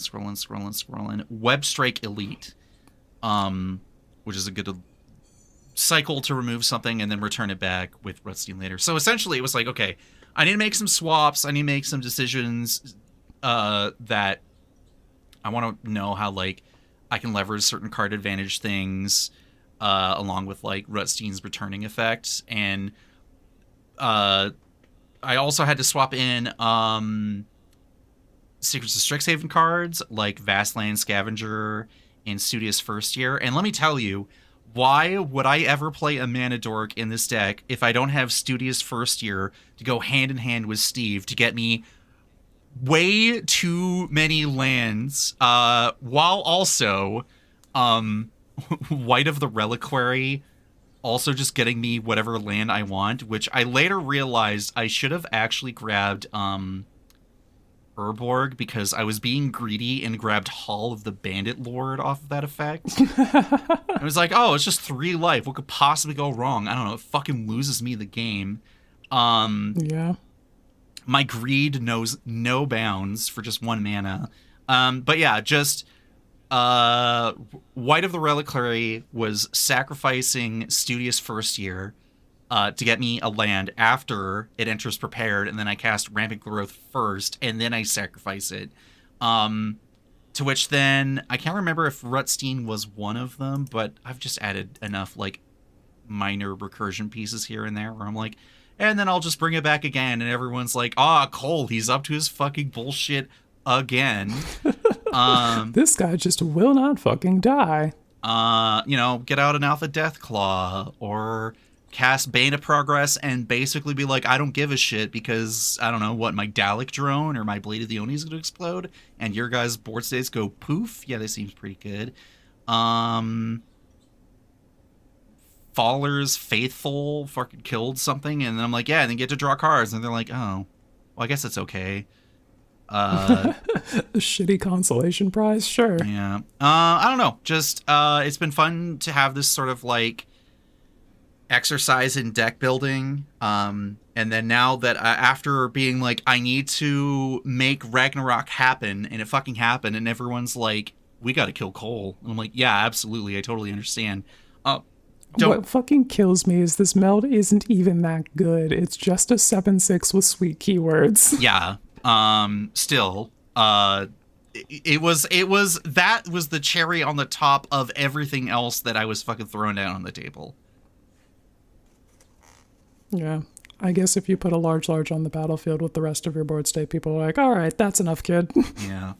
So, I got a metamorphosis, fanatic. Fanatic, yeah. So got that in the deck. I specifically, hey, did you know Spell Shapers are fucking awesome? And Green Seeker is weirdly enough a card that I want to be looking for. I think Spell Shapers are so sick in Reanimator decks. You're correct. So I pitch whatever thing that I want to return back to my hand later, and go find a land. So I hit my land drops, which feels pretty good. I'm like going through the list here of like Siegfried Famed Swordsman was a card that yeah, this guy seems really good in this deck. Was a guy that like I had grabbed on a whim because he was like, he was like 50 cents or whatever, and I'm like, I don't know, he looks fucking sick. And it's like, okay, so you got a 2/2 with Menace for 4 mana that enters, then you mill 3 cards, something I want to be doing in this deck, and then gets X+1 counters equal to twice the number of X creature cards in your graveyard, which is like, I run 64 creatures in this goddamn deck. I run 64 plus 1. So yeah. Yeah, because Umori can hit the graveyard too. Oh, I know what I was recurring. I remember now. I was like, oh, how was I returning stuff just so willy-nilly? And the answer is you go, where is she? I didn't take her out. What the fuck? Is she not on the list? Is it Drana the last Drana, yes. Or... Sorry, I don't know why I was like probably scrolling past her. Yeah, Drana kept bringing back the student. And they were like, nice. Well, that's the only card in your graveyard so far. I'm like, correct. And they're like, great. And I'm like, I sacrifice it to the thing. And they're like, oh my God, please stop. So I don't know. I'm digging it. I know it's like, oh, I'm playing a green deck that happens to also be black, and really, Umori isn't that much of a freaking restriction. But yeah, I have a lot of fun with it. It feels pretty freaking goofy. Yeah, I think prepared spells could also be pretty cool in this deck. Besides the Studious First Year, the guy with Reanimate in his pocket, Grave Researcher, would also be sick as well if you can get your hands on one of those. Yeah, I know. Jeez, let's check out Grave Researcher is probably $8. Huh. What the fuck? I thought that'd be more. I was more expensive than I was expecting because I got one of those for fractions of a penny on MTGO the other day. Yeah, but I did also pick up Marius, Scholar of Antiquity while I was shopping. So you did grab. We accomplished that. Okay, yeah. Good. Yeah, no, the thing is pretty goofy. Yeah, like this is the thing right now where I'm wondering what people are going to be doing with these prepared cards in the future. Like if you need a certain criteria or a certain surplus of effects to do XYZ things, like casting a second spell or casting an instant or sorcery or casting a creature or non-creature spell for whatever goofy reason, these cards are gonna get you your 99 filled out in a way that maybe Garuda or Obosh or whatever is gonna help you do the thing. Hell yeah. I'm excited. I don't know. I'm just interested to see what people are going to come up with those cards in the future. Yeah, I just like it when they put more card per card on the card, and that's a very fun and clever way to do it, especially the guys who, if like you meet a requirement, you get to re-prepare the creature. I think that's a fun take on it. Right. I think that is it, unless you suddenly have a soapbox. I just want to shout out your My Scornful Striker in the deck. I love it when you play a stacks piece that you could not give less fucks about. What? Which one is that?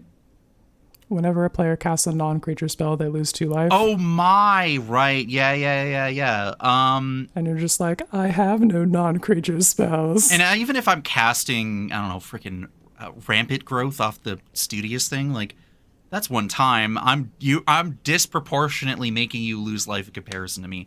Benoit gave me a copy of that card one of the last times I saw him. He opened a pack and had opened 2 My Scornful Strikers and handed me the not as expensive one, which, I mean, this thing's only a few dollars. And he's like, a gift upon ye. And I'm like, well, thank you, good sir. Thank you. Hell yeah.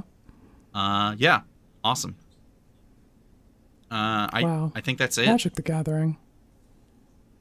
Yeah, Magic. We did it. Hold on. One thing. I gotta say, some of you are a bunch of freaking Debbie Downers out there. I think you gotta remember that Magic's a pretty cool fucking game. It sure is a pretty cool fucking game. And you know what? It's really good when we get to remember that. Mm-hmm. It's all about the gathering, but also some cards are pretty fucking cool, and sometimes you gotta celebrate that shit. Even if you looked at it and it's pixelated and you can't actually comprehend what you're looking at. No? Is this you complaining about Turtles cards? No, this is not me. I'm talking about the people who complain about Turtles cards. Oh, gotcha. Hey, I picked up a turtle card the other day. I'm excited to pick up heck, I picked up a Spider-Man card the other day. I'm gonna pick up more. Good for you. Yeah. Enjoy the rules text on cardboard. It's good. It's good. All right, let's get on out of here. Where can we be found? You can find me on the internet at Girldick Energy. You can find Cole on the internet at the Bloodrick Guy. That's Blue Sky in particular, where we're at. And we're both collectively on there at the podcast account at HBVC-MTG on Blue Sky. Then find us in the legendary creature. No, not that one. MTG Lexicon. There we go. Well, I mean, you can find us in both places, honestly. Yeah, I mean, listen, I be running my fucking mouth on a couple of different places, so we hang out there. But the home base for our podcast is the MTG Lexicon Discord, where we also be streaming Magic the Gathering on Saturday nights. Come through if you like to see that. What else we got? We're on wherever podcasts are sold, and yeah, get the word out. Yeah. Oh yeah. All right. See ya. Later, gamers.